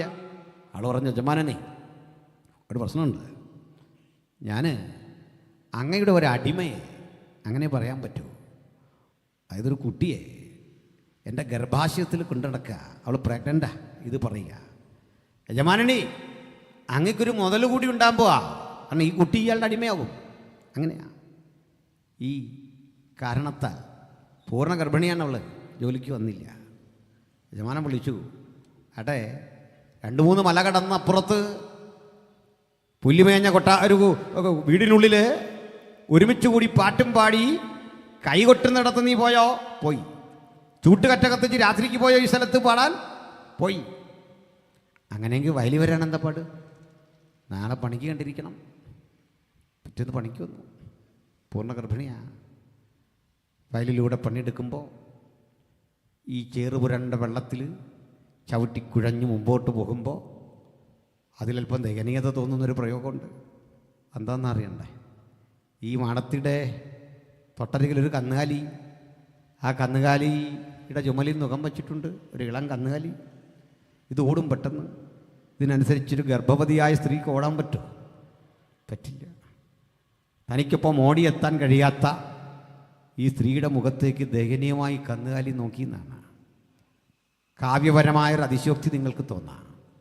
ഞാൻ പറഞ്ഞത്, ആ കന്നുകാലിയുടെ വിവേകം പോലുമില്ലാത്ത മനുഷ്യരുണ്ടായിരുന്ന നാടാണ് നമ്മുടെ. ഈ പണിക്കിടയിൽ അരുതാത്തത് സംഭവിച്ചു. മാടത്തി ഒരു ചോരക്കുഞ്ഞിന് ജന്മം കൊടുത്തു. ആ ചെളിവെള്ളത്തിൽ താണു വീണ് 2-3 ആവർത്തി ചാടി ഈ പിഞ്ചുകുട്ടി മരിച്ചു. ഗർഭസ്ഥ ശിശു ചോര വാർന്നൊലിച്ചു. മാടത്തിയും ആ വയലിൽ വീണ് മരിച്ചു. ഇത്തരം മാടത്തിമാരുടെ രക്തം വീണ് അവരുടെ കണ്ണീരിലും കഷ്ടപ്പാടിലും രൂപപ്പെടുത്തിയ അതുല്യമായ മാർഗമാണ് യേശുവിൻ്റെ അനുഗാമികളുടെ മാർഗം. അത് അവരെൻ്റെ തലവെട്ടി അവരെ ഉന്മൂലനം ചെയ്ത് സ്ഥാപിച്ചെടുത്ത ഒരു മാർഗമല്ല, സ്വന്തം പ്രാണൻ കൊടുത്ത് പടപൊരുതി വാങ്ങിയ മഹത്തരമായ മാർഗം. ഞാൻ വീണ്ടും ഒന്നുകൂടി പറയാം. വേദനാജനകമായ ഒരു കഥയുണ്ട്. എന്താണ് കഥയെന്ന് അറിയണ്ടേ? ഒരു വീട്ടിൽ ഒരു സ്ത്രീയും ഭർത്താവും. ഒരു കുട്ടിക്ക് 7 വയസ്സ് പ്രായം. ഒരു പിഞ്ചു കുഞ്ഞുണ്ട്, കൈക്കുഞ്ഞ, അല്ലെങ്കിൽ 1-2 വയസ്സ് പ്രായം. ഒരു ദിവസം അറിയുന്നു, ഈ ഭാര്യയും ഭർത്താവിനെയും വിൽക്കാൻ പോവാ. നല്ല വില കിട്ടി. വിലപേശി ഇവരെ വിൽക്കുമ്പോൾ ഒരു കാര്യം, ഈ പയ്യനും കൊച്ചുണ്ട്, അതുങ്ങളെ ആർക്കും വേണ്ട, വിറ്റു. ഈ 2 പേരെ കൊണ്ടുപോകാൻ വന്നിരിക്കുക. ഏതാനും നിമിഷം കൊള്ളി അവരടുത്ത് വരുമെന്ന് അറിയിപ്പ് കിട്ടി. അമ്മ കുഞ്ഞിനെ കുളിപ്പിച്ചൊരുക്കി മാറോട് ചെറുത്തതിനെ പാലൂട്ടുക. വയറ് നിറച്ച് പാലൂട്ടി കിട്ടും. കുഞ്ഞുറങ്ങുമ്പോൾ അതിനെ തല്ലി ഉണർത്തി വീണ്ടും പാലൂട്ടുക. കാരണം അമ്മയ്ക്കറിയാം, ജീവിതത്തിൽ ഒടുക്കത്തെ പാലൂട്ട. കുഞ്ഞിനെ ഉപേക്ഷിച്ച് പോവുക. ആരുടെ കയ്യിലാണ്? 7 വയസ്സുകാരൻ്റെ കയ്യിൽ. 7 വയസ്സുകാരൻ്റെ കയ്യിൽ കുഞ്ഞോമനെ ഏൽപ്പിച്ച്, നിന്റെ കുഞ്ഞിപ്പങ്ങളെ നോക്കണമെന്ന് പറഞ്ഞ് ഏൽപ്പിച്ചിട്ട് അടിമകൾ 2 വിൽക്കപ്പെടുമ്പോൾ ചോദിക്കാൻ ഒരു മനുഷ്യാവകാശ കമ്മീഷനും ഇല്ലാത്ത കാലത്തെ അനുഭവിച്ചേ പറ്റുവന്ന ദുരന്തത്തിൻ്റെ മറുവശത്ത് സ്വാതന്ത്ര്യത്തിനായി ക്രിസ്തു സ്വതന്ത്രനാക്കി എന്ന് പ്രഖ്യാപിച്ചുകൊണ്ട് ഇത്തരം പ്രവണതകളുടെ ഗതി തിരിച്ചുവിട്ട അതുല്യമായ വിമോചനത്തിൻ്റെ ഗ്രന്ഥം, അതുല്യമായ സന്ദേശം, അതാണ് സുവിശേഷമെന്ന് ഞങ്ങൾ അർത്ഥശങ്കയ്ക്കിടയില്ലാതെ ഈ ഗ്രാമത്തോട് വിളിച്ചു പറയും. ആ കാരണത്തിലേക്ക് വരാ. ഇവരെ 2 ആളിനെയും കൊണ്ടുവന്നു. വാങ്ങിയവൻ ചങ്ങനാശ്ശേരി ചന്തയിൽ വിലപേശി വിൽക്കുക. വിൽക്കുമ്പോൾ ഒരു മനുഷ്യൻ അടുത്ത് ചെന്നു. എന്ത് വേണം ഈ 2 പേർക്ക്? അവരുടെ കുട്ടികളവിടെ. കുഞ്ഞാവെ കയ്യിലെടുത്ത് ആർക്കും വേണ്ടാതൊരു പയ്യനും ആ കുഞ്ഞും അപ്പുറത്ത് നിൽപ്പുണ്ട്. ഈ കൊച്ചിറക്കനറിയാം എന്തൊക്കെയോ അപ്പനമ്മ എനിക്ക് കാണാൻ വയ്യ. ഈ കുഞ്ഞിനിതൊന്നും അറിയില്ല. എന്നേക്കുമുള്ള വിടവാങ്ങല. ഇങ്ങനെ ഒറ്റപ്പെട്ട എത്ര മനുഷ്യരുണ്ടായിരുന്നു. ഈ ജീവിതത്തിൽ ചത്തുപോയ, വഴിയോരത്ത് പാല് കിട്ടാതെ, ആഹാരം കിട്ടാതെ മരിച്ച കുഞ്ഞിനെ ഉപേക്ഷിച്ച് കളയേണ്ട എത്ര ആങ്ങളമാരുടെ കരച്ചിലും കണ്ണീരുമുണ്ട്. ഈ കണ്ണീരൊക്കെ നിലത്ത് കിടന്ന് ഒരു പ്രതികാരത്തിനായി നിലവിളിക്കുമ്പോൾ ഞങ്ങൾ പ്രസംഗിക്കുന്ന സുവിശേഷത്തിന് മാത്രമേ ആ ന്യായവിധിയും റദ്ദ് ചെയ്യാൻ സാധിക്കൂ. ഇപ്പോൾ ക്രിസ്തുവേശുവിലുള്ളവർക്ക് ഒരു ശിക്ഷാവിധിയുമില്ല. വിലപേശി വിൽക്കുന്ന ഇവരരികിലേക്ക് മറ്റൊരു മിഷണറി വന്നു. ആൾ ചോദിച്ചു, എന്ത് വില വേണം? ഇന്നതാണല്ല. ഇവരെ കുടുംബമായിട്ട് ഞാനിങ്ങ് വാങ്ങി. ആ വാങ്ങിയ ആളിൻ്റെ പേരാണ് ഹെൻറി ബേക്കർ ജൂനിയർ. കോട്ടയത്തൊരു സ്ഥലമുണ്ട്, ബേക്കർ ജംഗ്ഷൻ, അദ്ദേഹത്തിൻ്റെ പേരിലാണ്. വിലയ്ക്ക് വാങ്ങിയിട്ട് പറഞ്ഞു, ഞാൻ നിങ്ങളെ വാങ്ങിയെന്നേ ഉള്ളൂ, നിങ്ങൾ ഇന്നു മുതൽ സ്വതന്ത്ര. എൻ്റെ പണിക്കാരൊന്നുമല്ല, നിങ്ങൾ സ്വതന്ത്ര. ഇത് ബൈബിളിലെ സന്ദേശമാണ്. എവിടെ നിന്ന് കിട്ടി ഞങ്ങൾക്ക് ഈ ഐഡിയ എന്നറിയണ്ടേ? അത് ഹോക്സ് വർത്തിനോ അതല്ലെങ്കിൽ ഈ പറയപ്പെട്ട ഹെൻറി ബേക്കർ ജൂനിയർക്ക് തോന്നിയ തോന്നലല്ല. ഈ ബൈബിളിലെ പ്രധാനപ്പെട്ട 14 ലേഖനങ്ങൾ എഴുതിയ ഞങ്ങളുടെ പ്രിയപ്പെട്ട അപ്പോസ്തലനെ ഒരിക്കൽ പിടിച്ച് ജയിലിലിട്ടു. കൊടും കുറ്റവാളികളെ ഇടുന്ന ജയിലിൽ ഒരു കള്ളനും വന്നിടുന്നു. 2 ആളും പരിചയപ്പെട്ടപ്പോൾ ഒരാൾ വന്നത് സുവിശേഷം പ്രസംഗിച്ചിട്ട്, അടുത്ത ആൾ വന്നത് ഒരുവൻ്റെ വീട്ടിൽ മോഷണം നടത്തിയിട്ട. പേര് പരിചയപ്പെട്ടു, ഒനേസിമോസ്. പരിചയപ്പെട്ടെല്ലാം കേട്ടപ്പോൾ ഇവന് ഈ മനുഷ്യൻ്റെ സന്തോഷം കണ്ടപ്പോൾ സുവിശേഷം കേട്ട് കുറ്റബോധം തോന്നി. കുറ്റബോധത്തിൻ്റെ ഒടുവിൽ പറഞ്ഞ, യജമാനനേ, ഞാൻ അവസരം കിട്ടിയാൽ ആ മനുഷ്യനോട് മാപ്പ് പറഞ്ഞ് എൻ്റെ പാപത്തിന് പ്രതിക്രിയ വരുത്തും. ഇതറിഞ്ഞിട്ട് യജമാനൻ ആരാണെന്ന് പരിചയപ്പെട്ടപ്പോൾ ഇവിടെ കിടക്കുന്ന പൗലോസിന് വേണ്ടപ്പെട്ട ആളാണ്. പൗലോസ് അവിടെ കിടന്നൊരു കത്ത്, അത് ഈ ബൈബിളിലുണ്ട്, ബൈബിളിലെ ഫിലമോൻ്റെ ലേഖനം. ഓ ഫിലമോൻ, ഞാൻ അടിയന്തിരമായി കത്തെഴുതാനൊരു കാരണമുണ്ടേ. ഇപ്പോൾ എനിക്കൊരു മകൻ ഈ തടവറയിൽ ജനിച്ചിട്ടുണ്ട്. അക്ഷരാർത്ഥത്തിലെ മകനല്ല, പാവിയും നിഷ്ഠൂരനുമായൊരു മോഷ്ടാവുണ്ട്. നിന്റെ വീട്ടിൽ നിന്ന് അപകരിച്ചിട്ടുണ്ട് അവൻ പണമോ എന്തൊക്കെയോ വസ്തുക്കൾ. ആദ്യം പറയാം, അവൻ എന്ത് ബാധ്യത നിനക്ക് വരുത്തിയാലും പൗലോസ് എന്ന ഞാൻ സ്വന്തം കയ്യാൽ അത് വീട്ടും. ഇങ്ങനെ ഒരുവൻ യേശുവിനെ സ്വീകരിച്ച പാൽപ്പൊടി കിട്ടിയെന്ന് പറയാൻ പറ്റുമോ?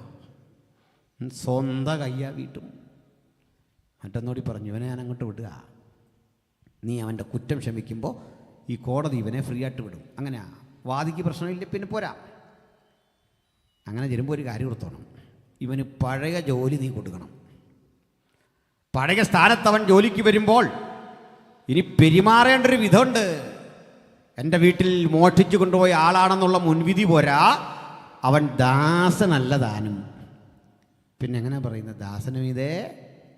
അതേ ദൈവാസന്മാരെല്ലാം ഒരുമിച്ച് പറഞ്ഞു, സഹോദരൻ, ദിസ് ഈസ് യുവർ ബ്രദർ. കൊടും കുറ്റവാളിയെ യജമാനൻ്റെ മുമ്പിൽ കൊണ്ട് നിർത്തിയിട്ട് പറയാ, ദിസ് ഈസ് യുവർ ബ്രദർ. ഇങ്ങനെ മനുഷ്യരാശിക്ക് നിരപ്പ് വരുത്തിയ ശുശ്രൂഷയാ സുവിശേഷം. ഹല്ലേലൂയ. ആ ചിന്തയിൽ നിന്ന് ആവേശം ഉൾക്കൊണ്ട ഹെൻറി ബേക്കർക്ക് വില കൊടുത്ത് വാങ്ങി നിരവധി പേരുടെ അടിമത്തം റദ്ദ് ചെയ്തു. ഇതിനൊക്കെ ആള് പറയാറുണ്ട്, ഇപ്പൊ പാശ്ചാത്യ രാജ്യത്തൊക്കെ അടിമത്തമില്ലേ, നീഗ്രോകളൊക്കെ അവിടെ കൊണ്ടുവന്ന് പീഡിപ്പിച്ച ആ സായിപ്പ് ഇവിടെ വന്ന് ഇതൊക്കെ മാറ്റി എന്ന് പറയാൻ ഉപദേശിമാർക്ക് നാണമില്ലേ? തെറ്റിദ്ധരിക്കില്ല, ഇത് കേട്ടെ. നിങ്ങളാ പറഞ്ഞൊക്കെ ശരിയാ. എത്ര ശതമാനം എന്നറിയാം? 100% ശരിയാ. പക്ഷെ അത് ആരായിരുന്ന വ്യത്യാസം. യേശുവിനെ അറിഞ്ഞവരുടെ പണിയല്ലത്. യേശുവിനെ അറിഞ്ഞവർ ഈ രാജ്യത്ത് വന്നു, അവരെ വിളിക്കുന്ന പേരാണ് മിഷനറി. പിടിയിട്ട ഈസ്റ്റ് ഇന്ത്യ കമ്പനി ഈ നാട്ടിൽ വന്നു, അവരെന്തിനു വന്നു? കൊള്ളയടിക്കാൻ വന്നു. അവരുടെ കൊള്ള മുതൽ പരസ്പരം പങ്കിട്ട 600-ൽ പരം നാട്ടുരാജാക്കന്മാർ ഈ രാജ്യത്തുണ്ടായിരുന്നു. അവർ മാത്രമല്ല കൊള്ളക്കാർ. നിങ്ങൾ പോയിട്ട് വേലുത്തമ്പി ദളവയുടെ കുണ്ടറ വിളംബരം വായിച്ചാൽ മനസ്സിലാകും എന്തിനാണ് ഈ ചെമ്പകരാമൻ വേലുത്തമ്പി കുണ്ടറ വിളംബരം അറിയിച്ചെന്നറിയണ്ടേ. ബ്രിട്ടീഷുകാർ പോകാനല്ല, പുള്ളിയുടെ പദവിയെല്ലാം പോയി. നിങ്ങൾ പഠിച്ചാൽ മനസ്സിലാകും. പഴശ്ശിരാജ എന്തിനാ യുദ്ധം ചെയ്തത്? ഇന്ത്യക്ക് സ്വാതന്ത്ര്യം കിട്ടാനല്ല. പഴശ്ശിരാജ യുദ്ധം ചെയ്യുന്നത് അമ്മാച്ചനായ കേരളവർമ്മയ്ക്ക് അന്നത്തെ കോട്ടയം, നമ്മൾ കോട്ടയം എന്ന് പറഞ്ഞാൽ മലബാറിലാട്ടോ, ഈ കോട്ടയല്ല, ആ കോട്ടയം രാജ്യത്തിൻ്റെ ഒരു ഭാഗത്ത് കിടക്കുന്ന കുറുമ്പനാടം താലൂക്കിലെ നികുതി പിരിക്കാനുള്ള അവകാശം കേരളവർമ്മയ്ക്ക് വിട്ടുകൊടുത്തു സായിപ്പ്. അതെനിക്ക് തരണം, ഇല്ലേ വെട്ടും. ഇതയ്യടി. അല്ലാതെ നമുക്കിവിടെ പൗരത്വം കിട്ടാനോ സ്വാതന്ത്ര്യം കിട്ടാനല്ല. വെളുത്തമ്പിയുടെ കുണ്ടറവിളംബരം വായിച്ചാൽ മനസ്സിലാകും. സായിപ്പ് ഇവിടേക്ക് ഇതുപോലെ ഇനി ഇടപെട്ടാൽ കോയിക്കൽ കൊട്ടാരവും പരിസര പ്രദേശങ്ങളും അതിൻ്റെ നടകളും മുഴുവൻ ഇംഗ്ലീഷ് കുമ്പഞ്ചി അവകാശപ്പെടുത്തും. അതായത് ഇംഗ്ലീഷ് കമ്പനി അവകാശപ്പെടുത്തും. തലപ്പാവും പൗരുഷവും അടക്കമുള്ള രാജകീയ ചിഹ്നങ്ങളും നമ്മൾ ആസ്വദിച്ചു പോരുന്ന പലതും റദ്ദ് ചെയ്യും. മാത്രമല്ല തലവരി, തെങ്ങുവരി മുതലായിട്ടുള്ള നികുതികൾ അത് കുടികളിൽ കെട്ടിവെച്ച് അധിക നികുതികൾ ചുമത്തിക്കൊണ്ട് നമ്മളുടെ മീതെ നികുതി ഭാരമേൽപ്പിക്കും. അടുത്ത രസകരം, മുറയും ചട്ടവും ധാർമ്മിക നിയമങ്ങളും മറന്നുകൊണ്ട് ബ്രാഹ്മണ സ്ത്രീകളെ അവർ ഇഷ്ടം പോലെ സംബന്ധം ചെയ്യും. വേറെ സ്ത്രീകളുടെ കാര്യത്തിലൊന്നും വേലുത്തമ്പിക്ക് ആശങ്കയില്ല. മനസ്സിലായില്ലേ? ഇതൊക്കെ ഇല്ലായ്മ ചെയ്യാൻ നമുക്കിവനെ ഓടിക്കണം. അല്ലാതെ ഇവിടെ ജനാധിപത്യം പുലരാൻ സമരം നടത്തിയത് 1885 ശേഷം. അത് ഞാൻ വിടുന്നു തൽക്കാലം. എന്തിനാ പറഞ്ഞേ? തെറ്റിദ്ധരിക്കപ്പെട്ട ഇത്തരം ചരിത്രങ്ങളിൽ ആളുകൾ പറഞ്ഞു ഇന്ത്യയിലേക്ക് വന്ന മിഷണറിമാരെ കുറിച്ച് പഠിക്ക്. ഒരു തരി മണ്ണും അവരിവിടുന്ന് കൊണ്ടുപോയില്ല, ഒരു പിടി കുരുമുളകും കൊണ്ടുപോയില്ല, സുഗന്ധ വസ്തുക്കളൊന്നും കൊണ്ടുപോയില്ല, ഒരു തരി പൊന്നും കൊണ്ടുപോയില്ല. അവരൊരു ക്ഷേത്രവും കൊള്ളയടിച്ചില്ല, അവരൊരു സ്ഥാപനവും പിടിച്ചെടുത്ത് അത് പള്ളിയാക്കിയില്ല. ഈ രാജ്യത്തേക്ക് ഇംഗ്ലണ്ടിൽ നിന്ന്, ലണ്ടനിൽ നിന്ന്, മറ്റ് പല സ്ഥലങ്ങളിൽ നിന്ന് ഇവിടേക്ക് വന്ന മിഷണറിമാർ അവർക്കവിടെ ഉണ്ടായിരുന്ന വസ്തുക്കളും പുരയിടങ്ങളും ഒക്കെ വിറ്റ് ഉള്ള സമ്പത്ത് കൊണ്ടൊന്ന് ഇവിടെ പ്രവർത്തിച്ച് ഇവിടെ മരിച്ചു വീഴുകയാണ് ചെയ്തത്. ഇവിടെ പണിയെടുക്കുകയാണ് ചെയ്തത്. ഈസ്റ്റ് ഇന്ത്യ കമ്പനി സ്വത്ത് സ്വരുക്കൂട്ടിയപ്പോൾ പ്രാണൻ കൊടുത്ത് ഈ രാജ്യത്തിന് അഭിവൃദ്ധി വരാൻ വേണ്ടി, ജനസാമാന്യങ്ങൾക്ക് വിവേകം വരാൻ വേണ്ടി, സർക്കാരിന് സ്വന്തം കലാലയമില്ലാത്ത ഘട്ടത്തിൽ എല്ലാത്തരം മനുഷ്യരെയും ഒരുമിച്ച് കൂട്ടിയിരുത്തി വിദ്യയുടെ ഉത്തുംഗമായ വഴികളിലൂടെ അഭ്യസിപ്പിക്കാൻ പഠിപ്പിച്ച മാർഗമാണ് യേശുക്രിസ്തുവിന്റെ സുവിശേഷം. ഹല്ലേലൂയ. 2 ദിവസങ്ങൾ ചർച്ചയ്ക്കുള്ളത് കൊണ്ട് ഞാൻ ആമുഖമായി ഇത്രയും കാര്യങ്ങൾ പറഞ്ഞതാ. ഈ സുവിശേഷത്തിലേക്ക് ആളുകളെ ഞങ്ങൾ ആകർഷിക്കുന്നത് അതിൻ്റെ പരിവർത്തന സ്വഭാവം മാത്രം പറഞ്ഞല്ല, മറിച്ച് ഈ പുസ്തകം സകല മനുഷ്യരാശിക്കും ഒരു മാതാപിതാക്കൾ എന്ന് പറയുന്നത് പോലെ ഈ പുസ്തകം മറ്റൊന്നുകൂടി പറയുന്നു. പഴയ നിയമം പഠിച്ചാൽ ഒരു കാര്യം മനസ്സിലാവും. ഓരോ ഇസ്രയേലിനും താൻ്റെ വീണ്ടെടുപ്പ് വിലയായി 1/2 ശേക്കൽ വെള്ളി വീതം ദൈവാലയത്തിൽ നൽകണം. 1/2 ശേക്കൽ ഒരു കണക്കാണ്. എന്നിട്ട് എടുത്തൊരു കാര്യം പറഞ്ഞു, നിങ്ങളിങ്ങനെ ദേവാലയത്തിലേക്ക് വഴിപാടായി 1/2 ശേക്കൽ വെള്ളി വീതം കൊടുക്കുമ്പോൾ അരശേക്കൽ വെള്ളിയിൽ നിന്ന് 1/2 മില്ലി പോലും തൂക്കം ധനവാൻ കൂടുതൽ കൊടുക്കരുത്. മനസ്സിലായോ? അടുത്തൂടി പറഞ്ഞു, അരശേക്കൽ വെള്ളിയിൽ നിന്ന് ദരിദ്രൻ കൊടുക്കുമ്പോൾ ഒരളവ് പോലും കുറയ്ക്കാനും പാടില്ല. എന്തിനാണെന്നറിയണ്ടേ? എൻ്റെയും നിങ്ങളുടെയും അംബാനിയുടെയും അദാനിയുടെയും ആത്മാവിൻ്റെ വില തുല്യം. മനസ്സിലായില്ലേ? തുല്യം. പഴയ നിയമത്തിലെ പഠനമാണെങ്കിൽ പുതിയ നിയമത്തിൽ ആ വില നമ്മൾ കൊടുക്കണ്ട.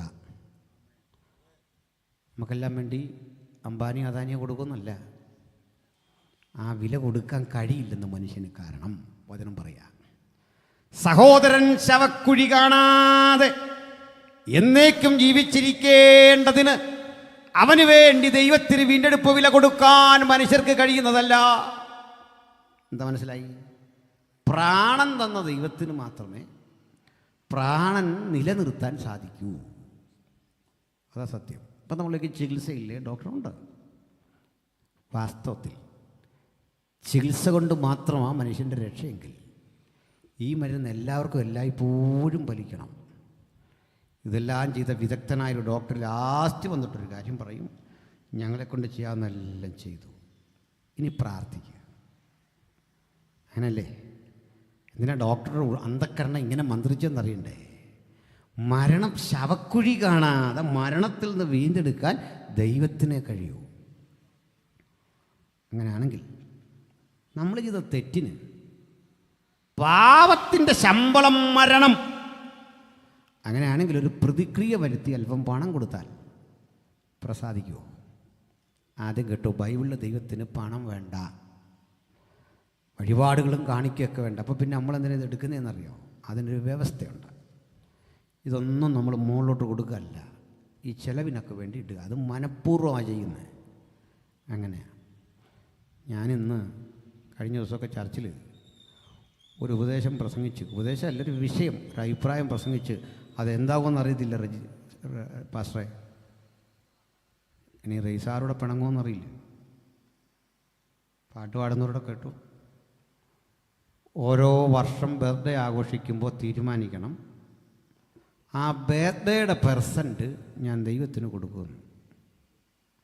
60 വയസ്സായ ആൾ എത്ര ശതമാനം കൊടുക്കണം? ദശാംശമല്ല കൊടുക്കണ്ടേ, 60%.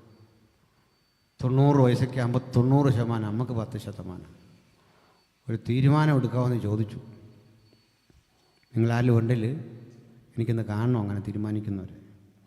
പ്രായത്തിനനുസരിച്ച് ഇതിങ്ങനെ ജീവിതം വിജയിപ്പിച്ചൊരു മനുഷ്യൻ്റെ ചരിത്രം പഠിച്ചിട്ടായി ചോദ്യം ചോദിച്ച് ചാടിക്കയറിയൊന്നും തീരുമാനിച്ച് ബുദ്ധിമുട്ടണ്ട. എങ്ങനെ നമ്മുടെ കാര്യം നടക്കുന്നതെന്ന് അറിയണ്ടേ? പറയാം. എൻ്റെ നിന്ന് വിദേശ വിനിമയ ആ നാണയത്തിൻ്റെ ഒരു പെരുമാറ്റച്ചട്ടമുണ്ട്, ഫെറ എന്ന് പറയുക. FERA, foreign currency regulating act ഉണ്ട്. ഇതനുസരിച്ച് മാത്രമേ വിദേശ നാണയം മാറാൻ പറ്റൂ. നമ്മുടെ പല സ്ഥാപനങ്ങളുടെയും ഈ ലൈസൻസ് ഗവൺമെൻറ് മരവിപ്പിച്ചു. 10 വർഷത്തിലധികമായി. അമേരിക്കയിൽ, ഓസ്ട്രേലിയയിൽ, UK യിൽ, US ലൊക്കെയുള്ള നമ്മുടെ കുട്ടികളോ നമ്മൾ നേഴ്സിങ്ങിന് പഠിക്കാൻ വിട്ടവരോ ആയ കുട്ടികളൊക്കെ ഇവിടുത്തെ മിനിസ്ട്രിയുടെ വികാസത്തിന് വേണ്ടി ഫണ്ട് അയച്ചു തന്നാൽ ഇത് കൈപ്പറ്റാൻ പറ്റില്ല, ഭയങ്കര പാടാണ്. കാരണം ഇതുവഴിയേ മാറ്റാൻ പറ്റൂ. ഇതാണ് പ്രോപ്പർ ചാനൽ. സർക്കാർ ഇതൊക്കെ, കേന്ദ്ര ആഭ്യന്തര മന്ത്രാലയമാണ് ഇത് വേണോ വേണ്ട എന്നൊക്കെ തീരുമാനിക്കുന്നത്. റദ്ദ് ചെയ്തു. മിഷണറിമാർ ഇന്ത്യ മഹാരാജ്യത്ത് പ്രവർത്തിക്കുന്ന ഇടത്തൊക്കെ വലിയ പ്രതിസന്ധികൾ സൃഷ്ടിച്ചു. ഇന്ന് 1500 പേര് ജയിലിലാണ്. അപ്പോൾ നമ്മുടെ പ്രധാനപ്പെട്ട സ്ഥാപനങ്ങൾ, സ്കൂളുകൾ ഇതൊക്കെ അടച്ചുപൂട്ടേണ്ട സ്ഥിതി വന്നു. കൂടാതെ കല്ലെറിഞ്ഞ് ഒടിക്കുക, പീഡിപ്പിക്കുക. ഇനി മറുവശം ഒരു കാര്യം അറിയാം, ഇന്ത്യയുടെ ഇതപര്യന്തമുള്ള ചരിത്രത്തിൽ ഏറ്റവും അധികം ആളുകൾ സ്നാനപ്പെട്ടതും വിശ്വാസത്തിൽ വന്നതും അങ്ങനെ നമ്മുടെ അംഗസംഖ്യ തന്നെ വളർന്നത് കഴിഞ്ഞ 10 വർഷമാണ്. അപ്പോൾ എനിക്കൊരു കാര്യം മനസ്സിലായി, നമുക്ക് ഈ പൈസ ഉള്ളതായിരുന്നു പ്രശ്നം. നമ്മളാരും ഭരണകൂടത്തെ എതിർക്കണ്ട, അതൊക്കെ റദ്ദ് ചെയ്ത ഭരണകൂടത്തിനൊന്ന് നന്ദി പറഞ്ഞ് ദൈവത്തിന്. ഇത് സന്തോഷമില്ല. അതേന്ന് ഇന്ത്യ സുവിശേഷിക്കാനുള്ള പണം ഇന്ത്യയിൽ ദൈവവചനം പറയാനുള്ള പണം നമ്മുടെ ഉണ്ടെന്ന്. ഇല്ലേ? ഇല്ല, ഉണ്ടെന്ന്. നമ്മുടെ ഒരു അമ്മച്ചി വന്ന് എന്നോട് പറഞ്ഞു, നാൾക്ക് മുമ്പ് കേട്ടോ, മെമ്പർ പുള്ളിയുടെ കാർഡ് BPL ആയിരുന്നു, അത് APL ആക്കിയെന്ന് പറഞ്ഞു. ഇങ്ങനെയൊക്കെ ചെയ്യാമോ പാസ്റ്ററെ, ഒന്ന് പ്രാർത്ഥിക്കണം, എനിക്ക് 2 രൂപയ്ക്ക് അരി കിട്ടിക്കൊണ്ടിരുന്ന, അപ്പം അതും പോയി. ഞാൻ പറഞ്ഞ അമ്മച്ചിക്ക് നാണമില്ലേ? 2 രൂപയ്ക്ക് അരി, ഇത്ര ആരോഗ്യമുള്ള അമ്മച്ചിക്ക് നാണമില്ലേ? പ്രാർത്ഥിച്ച് പ്രാർത്ഥിച്ച് ദാരിദ്ര്യം മാറാൻ പ്രാർത്ഥിച്ചപ്പോൾ ദൈവം APL ആക്കിയതാ. സന്തോഷമില്ല? 2 രൂപയ്ക്കൊക്കെ ഉള്ള അരി തീരെ സാധുക്കൾക്കുള്ളതാണ്, അതൊന്നും വാങ്ങല്ല്. സന്തോഷമില്ലേ? രാജ്യം രക്ഷപ്പെട്ട് അങ്ങനെ കിട്ടുന്നെല്ലാം മേടിച്ച പോരാന്നേ. സന്തോഷമില്ല? അത്ര ഗതികേടുള്ളവരുണ്ടെന്ന് കണ്ടിട്ട് ഇന്ന് പ്രാർത്ഥിച്ച ബന്ധനം അങ്ങ് തകർക്കുക. കുറേ കൂടെ സാധുക്കളുണ്ടോ നമ്മുടെ രാജ്യത്ത്? ആർക്കും ഒരു സന്തോഷമില്ല. ചുമ്മാ ഇതൊക്കെ 50 രൂപ 40 രൂപ കൊടുത്തൊക്കെ അരി വാങ്ങാൻ ശേഷിയുള്ളവൻ 2 രൂപയുടെ അരി മേടിച്ചാൽ അതൊരു ന്യായവിധിയാ അല്ലേ? അല്ലെന്നാണ് പറയുന്നത്. മുമ്പേ അതെല്ലാം നിങ്ങൾ സമ്മതിച്ച ന്യായവിധി ദൈവത്തിൻ്റെ എന്നൊക്കെ പറഞ്ഞപ്പോൾ ആത്മാവിൽ ആരാധിക്കാൻ ആഞ്ഞു വന്നാ നിങ്ങൾ. അതുകൊണ്ട് പറയട്ടെ, ദൈവം തന്നെ ജനത്തിൻ്റെ സ്ഥിതി മാറ്റും. എന്ത് ചെയ്യണം? ഇതിന് മാത്രം പ്രത്യേകതയുണ്ട്, മുകളിൽ നിക്ഷേപിച്ചോണോ, അങ്ങനെ നമ്മുടെ കാര്യം നടക്കുന്നത് അതിനാ. അപ്പോഴേ സഹോദരൻ ശവക്കുഴി കാണാതെ എന്നേക്കും ജീവിച്ചിരിക്കേണ്ടതിന് അവന് വേണ്ടി ദൈവത്തിന് വീണ്ടെടുപ്പ് വില കൊടുക്കാൻ മനുഷ്യർക്ക് കഴിയില്ല. അതാണ് കാര്യമെങ്കിൽ ഒറ്റ വഴി മാത്രം. നമുക്ക് വീണ്ടെടുപ്പ് വില തന്നാൽ പിന്നെ നമ്മൾ ആരാകുക? മരണമില്ലാത്തവരാകുക. അതിൻ്റെ പേര് അമർത്യത. മർത്യൻ എന്ന വാക്കിൻ്റെ അർത്ഥം മരിക്കുന്നവൻ, മനുഷ്യൻ. അമർത്യൻ എന്ന് പറഞ്ഞാൽ മരിക്കാത്തവൻ, ഇമ്മോർട്ടൽ. നമ്മൾ മോർട്ടലാണ്, അതിനെ പോസ്റ്റ് മോർട്ടം എന്നൊക്കെ പറയില്ലേ, മോർട്ടലാണ്, മരിക്കും. ഇമ്മോർട്ടൽ അതായത് നിത്യജീവൻ കരഗതമാക്കുക. ഈ നിത്യജീവൻ കരഗതമാക്കിയാൽ പിന്നെ ജീവിതം ഈ ഭൂമിയിലല്ല, അത് വിരസം. അതാ നമ്പ്യാർ പറഞ്ഞ് നമുക്ക് ഈ ഭൂമിയിൽ എന്നേക്കും ജീവിച്ചിരിക്കാൻ പറ്റിയ അങ്ങേറ്റം വിരസ അങ്ങനല്ലേ. ഈ അടുത്ത കാലത്തൊരു കൃതി വായിച്ചു, ഒരു ചിന്താ വിഷയം. അതിലൊരു മനുഷ്യൻ പോയിട്ട് ഒരു സിദ്ധനെ കണ്ടിട്ട് പറയുകയാണ്, എനിക്കൊരു ആവശ്യം ഉണ്ടാകും. എന്താ ആവശ്യം?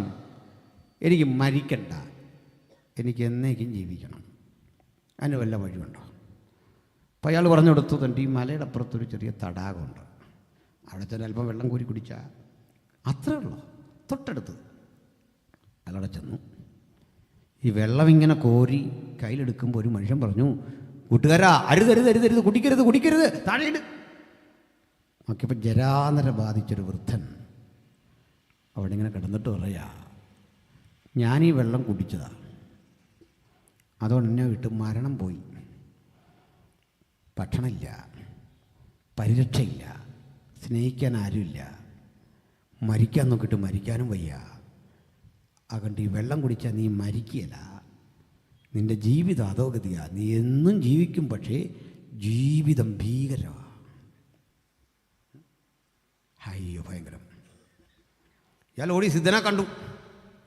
സിദ്ധൻ സിദ്ധനോട് പറഞ്ഞു, നീ എന്താ വന്നാൽ കുടിച്ചില്ല? അത് ഇല്ല, കുടിച്ചില്ല, എനിക്കങ്ങനെ വൃദ്ധരാകാൻ പറ്റില്ല. പിന്നെന്ത് വേണം? നല്ല യൗവനക്കാരനാകണം, നല്ല ഉന്മേഷവും പ്രസരിപ്പും ഉള്ള ആളാകണം. ഒരിക്കലും ഇത് പോകരുത്. ഉറപ്പാണോ? മതി. ഇനി ഇത് ചോദിച്ചു വരുമോ? ഇല്ല. ശരി, ഇനി ചാൻസ് ഇല്ല, സെക്കൻഡ് ചാൻസ്. എൻ്റെ പെറ്റീഷൻ അംഗീകരിച്ചിരിക്കുന്നു, ചെല്ല്. അതിനുമപ്പുറത്തൊരു തടാകമുണ്ട്, അവിടെ ചെന്നാൽ മതി. അയാൾ നടന്ന് ഈ തടാകത്തിൽ ചെന്ന് കണ്ടു.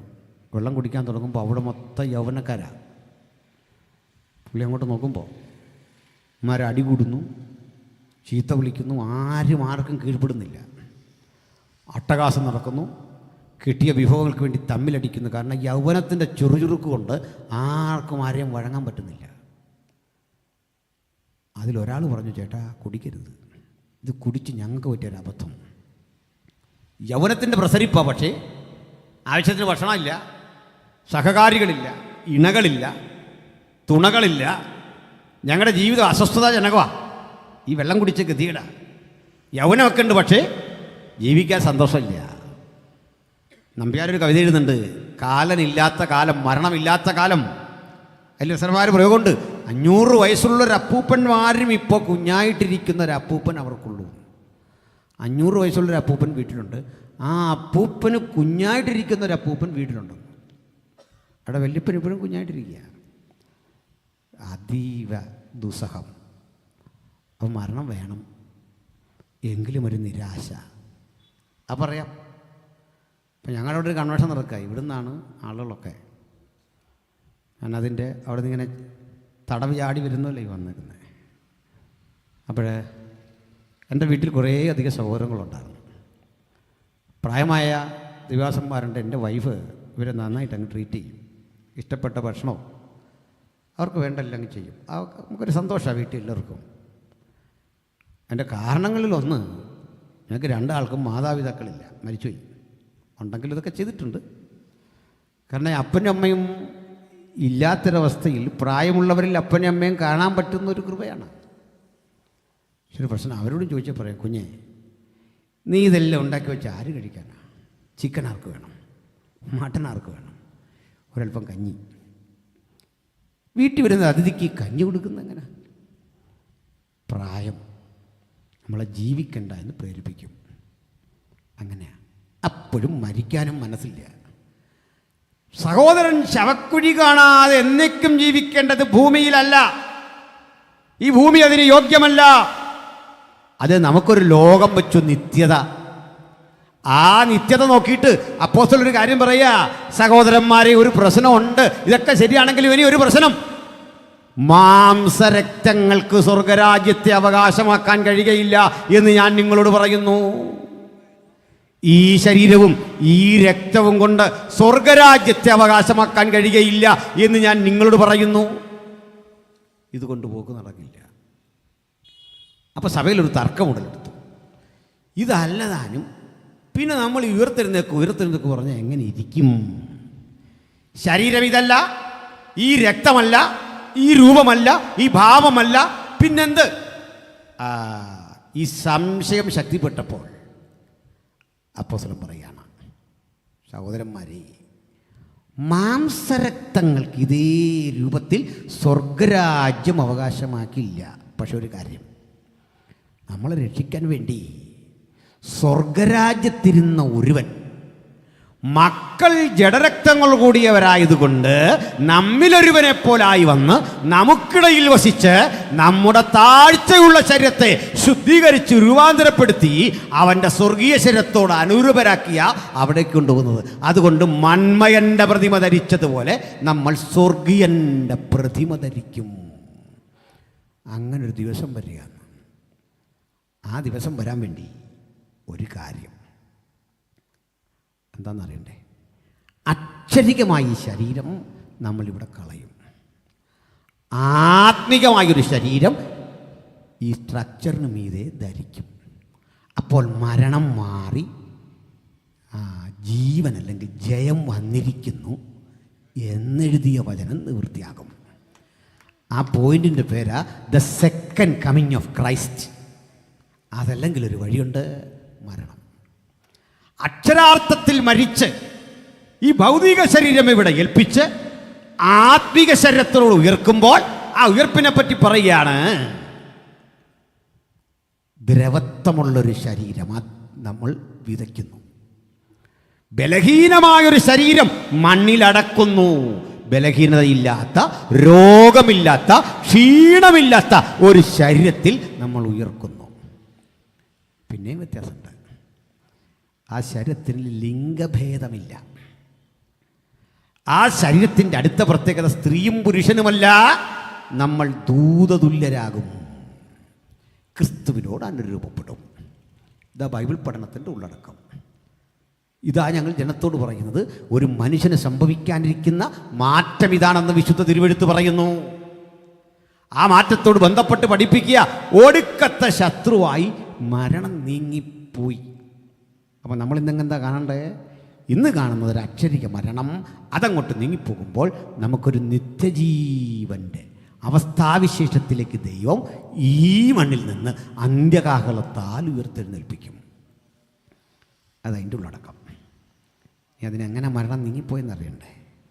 ആ ഒരു കാര്യം കൂടെ 2-3 മിനിറ്റ് എടുത്ത് ഞാൻ പറയും, ശ്രദ്ധിക്കണം. ഇപ്പം സമയത്ത് പ്രിയരേ, നമുക്കറിയാം നമ്മുടെ കർത്താവായ യേശു ഇഹലോകത്തിലേക്ക് വരുമ്പോൾ ഒരിക്കൽ യേശുവിൻ്റെ അരികിൽ ഈ ശലോമി എന്ന് പറഞ്ഞ സഹോദരി ചെന്നിട്ട് പറഞ്ഞു, കർത്താവേ, എൻ്റെ 2 മക്കൾ ഞങ്ങളെ നോക്കാൻ അമ്മമാരേ ഉള്ളൂ. കുട്ടികളായിരുന്നപ്പോൾ കൂട്ടിയതാ, അപ്പോൾ വളർന്നു. അങ്ങടെ കൂടെ 2 ശിഷ്യന്മാരായിട്ടുണ്ട്. ഒരു കാര്യം എനിക്കറിയാം, ഒരു ദിവസം നീ രാജാവായി വരുമ്പോൾ നിൻ്റെ വലത്തൊരുത്തനെയും നിൻ്റെ ഇടത്തൊരുത്തനെ ഇരുത്തണം. ഒരമ്മച്ചിയുടെ ആഗ്രഹം കണ്ടില്ലേ? കർത്താവ് പറഞ്ഞു, ഞാൻ കുടിക്കുന്നൊരു പാനപാത്രമുണ്ട്, അത് കുടിക്കാൻ പറ്റുമോ? പിന്നൊരിക്കൽ കർത്താവ് പറഞ്ഞു, ഒരുവൻ എന്നെ അനുഗമിക്കാൻ ഇച്ഛിച്ചാൽ സ്വന്തം ക്രൂശുമെടുത്തുകൊണ്ട് എൻ്റെ കൂടെ വരണം. ഇതൊക്കെ പറ്റുമോ? ഇത് പറഞ്ഞാൽ ഞാൻ നടത്തുന്നത്. നിങ്ങൾക്ക് യേശുവിനെ അനുഗമിക്കാൻ പറ്റണമെങ്കിൽ അത് നിങ്ങളെ കോടീശ്വരന്മാരാക്കുന്ന മാർഗമല്ല. പക്ഷേ അനുദിന ജീവിതത്തിന് വേണ്ടതൊക്കെ ദൈവം തരുമെന്ന് ഈ പുസ്തകം പഠിപ്പിക്കുന്നു. ഒരു ബുദ്ധിമുട്ടുണ്ടാവില്ല. അനുദിന ജീവിതത്തിൽ ഒരു മനുഷ്യന് വേണ്ടതൊക്കെ തരാൻ കഴിയുന്നൊരു ദൈവത്തെ തന്നെ നമ്മൾ സേവിക്കുന്നത് സംശയം വേണ്ട. പക്ഷെ മറുവശത്തൊന്നുണ്ട്. ഈ കൂടി ശിഷ്യന്മാരിൽ ഒരുവനുണ്ടായിരുന്നു, യോഹന്നാൻ. ഒരു ദിവസം അവരിങ്ങനെ ഒരു പ്രാർത്ഥന കൊത്തുകൂടി. ആ പ്രാർത്ഥന സ്ഥലം ഗെത്സമന. പ്രാർത്ഥിച്ചതുപോലൊരു ഇരുട്ടത്ത് നല്ല തണുപ്പുണ്ട്. ഈ കുട്ടികൾ പ്രാർത്ഥിച്ചുകൊണ്ടിരുന്നപ്പോൾ ഉറങ്ങിപ്പോയി, ശ്രദ്ധിക്കുന്നില്ല. ഇവർ ഉറങ്ങുമെന്നറിഞ്ഞാണോ എന്താണോ, ഉറങ്ങുന്നവൻ്റെ കൂടെ പ്രാർത്ഥനയ്ക്ക് ഇരുന്നാൽ അതൊരു മടുപ്പാണ് അല്ലേ? അവൻ ഈ ഉറങ്ങാത്ത പോലൊക്കെ ഇങ്ങനെ അഭിനയിക്കും, എന്നൊക്കെ വെക്കും, അല്ലെങ്കിൽ എന്നൊക്കെ പറയുക, ഡ്യൂപ്ലിക്കേറ്റാണ്, വിശ്വസിക്കരുത്. എന്നിട്ട് യേശു ഒരല്പം കൂടെ ദൂരം വാങ്ങിപ്പോയി പ്രാർത്ഥിക്കുക അവിടെ നിന്ന്. ഇവരിപ്പുറത്ത് ഒരു നാഴിക എന്നോടുകൂടെ ഉണർന്നിരുന്ന് പ്രാർത്ഥിച്ചുകൂടെ എന്നൊക്കെ ചോദിച്ചു. ഇതങ്ങോട്ട് കഴിയുകയും ഇവർ പ്രാർത്ഥിച്ചു കൊണ്ടിരുന്ന ഗെത്സമനാത്തോട്ടം വളഞ്ഞുകൊണ്ടൊരു വൻ സൈനിക വ്യൂഹം. എന്തിനാണെന്നറിയണ്ടേ? ഏദനിൽ തോറ്റുപോയ ആദമ്യകുലത്തിന് ഏദൻ തോട്ടത്തിൽ കിട്ടാതെ പോയ പ്രായശ്ചിത്തം ഗെത്സമനാത്തോട്ടത്തിൽ വെച്ച് രൂപപ്പെട്ടു വരിക. യേശു അറസ്റ്റ് ചെയ്യപ്പെട്ടു, വിചാരണയ്ക്ക് വിധേയനായി, മരക്കുരിശിൽ തൂങ്ങാൻ നിയമം ഉത്തരവിട്ടു. ഇടയ്ക്ക് കാര്യങ്ങളൊക്കെ പറയുക, വിട്ടുകളയുക. ഈ പോകുന്ന ക്രിസ്തുവിനൊപ്പം ഒന്ന് കൂടി നിൽക്കാൻ ആകെയുള്ള ഒരേ ഒരാൺതരി ഈ പാവം യോഹന്നാൻ. ആയിരക്കണക്കിന് മനുഷ്യർക്ക്, പുരുഷന്മാർക്ക് ആഹാരം കൊടുത്തു. 5000 പുരുഷന്മാർ, അതിലേറെ സ്ത്രീകൾ, കുട്ടികൾ. ലാസറിനെ ഉയർപ്പിച്ചു. കവർന്നഹൂമിൽ നാനാവ്യാധി പിടിച്ച് കിടക്കുന്ന ആയിരക്കണക്കിന് 10000കണക്കിന് മനുഷ്യർക്ക് സൗഖ്യവും ആശ്വാസവും കൊടുത്തവൻ പ്രായശ്ചിത്ത ബലിയായിത്തീരുമ്പോൾ ആ സ്ഥലത്ത് എത്തിച്ചേർന്നത് ഒറ്റയ്ക്ക് ഒരുത്തൻ. പാവം കുറേ സ്ത്രീകൾ, ഇവർ മാത്രമേ ഉള്ളൂ. അവർ കാഴ്ച കണ്ടു. പിടയുന്ന, പ്രാണൻ വിടുന്ന യേശുവിൻ്റെ അന്ത്യരംഗം ക്രൂശിൻ്റെ ചുവട്ടിൽ. ഈ കാഴ്ച കാണാൻ അത്ര സുഖമുള്ള ഏർപ്പാടല്ല. നിങ്ങൾ ധരിക്കുമ്പോഴേ 5 അപ്പം വർദ്ധിച്ചു വരുമ്പോൾ ആളുകൾക്കിടയിൽ കൊണ്ടുകൊടുക്കുന്ന കാഴ്ച ചേതോഹരമാണ്. ഇവിടെ ഈ മിനിസ്റ്റർ ചെയ്യുമ്പോഴേ ഇത് ആകർഷണീയമാണ്. യൂണിഫോം അണിഞ്ഞ കുഞ്ഞുങ്ങൾ നിരനിരയായി നിന്ന് പാടുന്നു, നമ്മളും ചേർന്ന് പാടും. വർണ്ണാഭമായ നിറക്കുട്ടികളുടെ നടുവിലാ ഞാനിന്ന് പ്രസംഗിക്കുന്നേ. പക്ഷെ ക്രൂശിൻ്റെ ചുവട്ടിൽ നിൽക്കാൻ പലർക്കും കഴിയില്ല. ആ ക്രൂശ് അവനവൻ്റെ കുരിശായി നമ്മുടെ ജീവിതത്തിൽ ഇന്ന് രൂപപ്പെട്ടിട്ടുണ്ട്. ആ ക്രൂശ് ചുമന്ന ചിലരാ ഇന്ത്യയിലെ 1500 ജയിലുകളിൽ ഈ പുസ്തകം പ്രസംഗിച്ചതിന്റെ പേരിൽ കിടക്കുമ്പോൾ ഇവിടെ ഇരുന്ന് സ്വസ്ഥതയും സമാധാനം അനുഭവിക്കുന്ന നമുക്കൊന്ന് ചിന്തിക്കണ്ടേ? അത്തരം ഒരു അവസ്ഥാവിശേഷം സംജാതമാകുമ്പോൾ ഞങ്ങൾ ഒറ്റപ്പെടുകയില്ലെന്ന് മാത്രമല്ല, അത്തരം അവസ്ഥാവിശേഷങ്ങളിൽ നെഞ്ചുറപ്പോടെ കർത്താവേ, നീ ചുമന്ന ക്രൂശിനൊപ്പം നിന്റെ പിന്നാലെ ഞങ്ങൾ അണിനിരക്കും. അങ്ങനെ അണിനിരക്കാൻ കെൽപ്പുള്ള എത്ര ആളുകൾ ഇന്ന് രാത്രി ഇവിടെ ഉണ്ട്? അവർ പറയണം, നിന്റെ ക്രൂശുമെടുത്തുകൊണ്ട് നിന്റെ പിന്നാലെ നിന്നെ അനുഗമിക്കാൻ ഞങ്ങൾ അടുത്തു വരും. അത് നിരാശരുടെ മാർഗമല്ല. ഒന്നുകൂടി പഠിച്ചു. ഇവിടെ യോഹന്നാൻ നിന്നുകൊണ്ടേ ഒരു നിരാശയും പിൽക്കാലത്ത് വന്നില്ല. അക്ഷരാർത്ഥത്തിൽ ക്രൂശിനെ കാണുന്നവൻ കരഞ്ഞു. കാരണം കൈകാലുകൾ കുത്തിത്തുളയ്ക്കപ്പെട്ടവനായി, വിലാപ്പുറം കുത്തിത്തുളയ്ക്കപ്പെട്ടവനായി, ആയിരങ്ങൾക്ക് ആഹാരം കൊടുത്തവൻ ബന്ധനസ്ഥനായി, മരണത്തിൽ അകപ്പെട്ടു പോയവനെ ഉയർപ്പിച്ചവനായി. അവിടെ നിന്ന് മരണത്തിൻ്റെ ഭീകരത ഇഞ്ചിഞ്ചായി ഏറ്റുവാങ്ങുമ്പോൾ കണ്ടു നിൽക്കുന്ന ഏതൊരാളും വിലാപമുള്ളവരായി, ദുഃഖമുള്ളവരായി കരയും. ആ കൂട്ടക്കരച്ചിലിൻ്റെ സ്ഥലമായി കാൽവറി രൂപപ്പെടുമ്പോൾ അവിടെ നിപ്പുണ്ട് ഏതാനും സ്ത്രീകൾ, ഒരു യോഹന്നാൻ. പക്ഷേ ക്രൂശിൻ്റെ അർത്ഥവും പൊരുളും മനസ്സിലാക്കിയ പൗലോസ്ലീഹ ഈ ക്രൂശിൻ്റെ ചുവട്ടിൽ ഇന്നും നിൽക്കുന്ന നമ്മോടൊരു കാര്യം പറയുക: കരയരുത്. കരയാനുള്ള കാരണമല്ല ക്രൂശിലുള്ളത്. നിങ്ങൾക്ക് ക്രൂശ് കരച്ചിലാണോ സമ്മാനിക്കുന്ന? കരയുണ്ടാകുന്നു. മറിച്ച് എന്താണെന്നറിയണ്ടേ? ക്രൂശ് നിങ്ങളിൽ ഒരാവേശം സൃഷ്ടിക്കണം.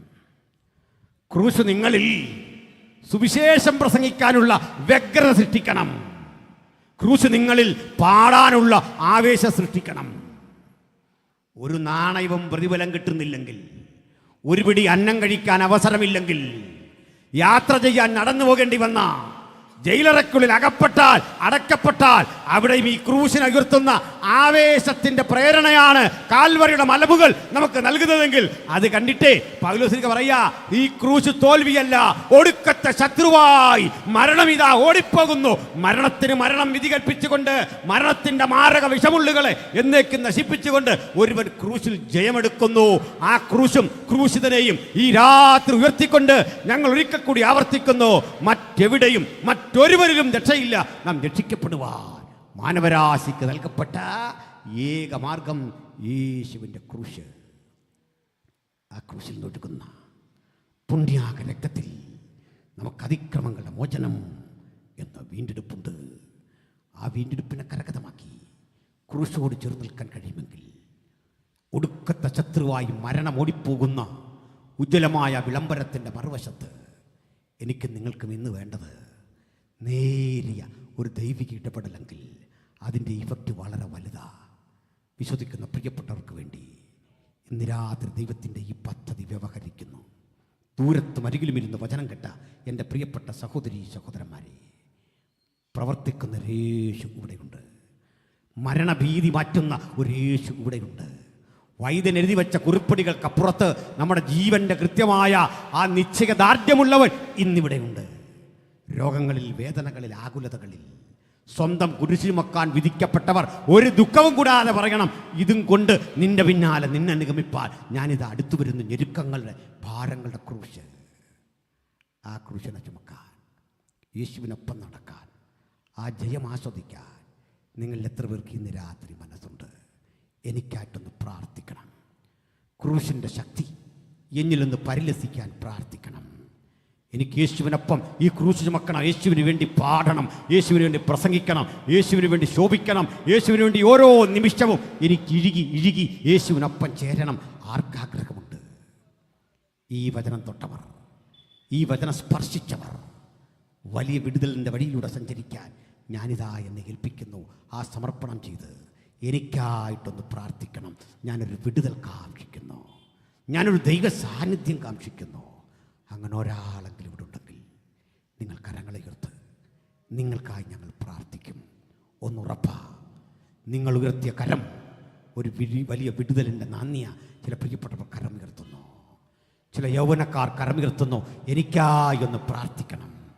ചില കുഞ്ഞുങ്ങൾ കരമുയർത്തുന്നു, യേശു നിങ്ങളെ തൊടട്ടെ, ഇവിടെ ഇരിക്കുന്നവർ മാത്രമല്ല, ദൂരത്തും അരികിലും എനിക്കായി, എൻ്റെ കുടുംബത്തിനായി, എൻ്റെ മക്കൾക്കായി ഒന്ന് പ്രാർത്ഥിക്കണം. പ്രാർത്ഥനയിൽ വിടുതലുണ്ടെന്ന് ഞാൻ വിശ്വസിക്കുന്നു. ഇനി ആരുണ്ട് പ്രാർത്ഥന ആവശ്യമുള്ള, സമർപ്പണമുള്ള ആരുണ്ട്? കരങ്ങളെ താഴ്ത്തിയിടാൻ പുതുതായിട്ട് ആരുണ്ട്? എനിവണ്ണൽ ആരുണ്ട് പുതുതായി?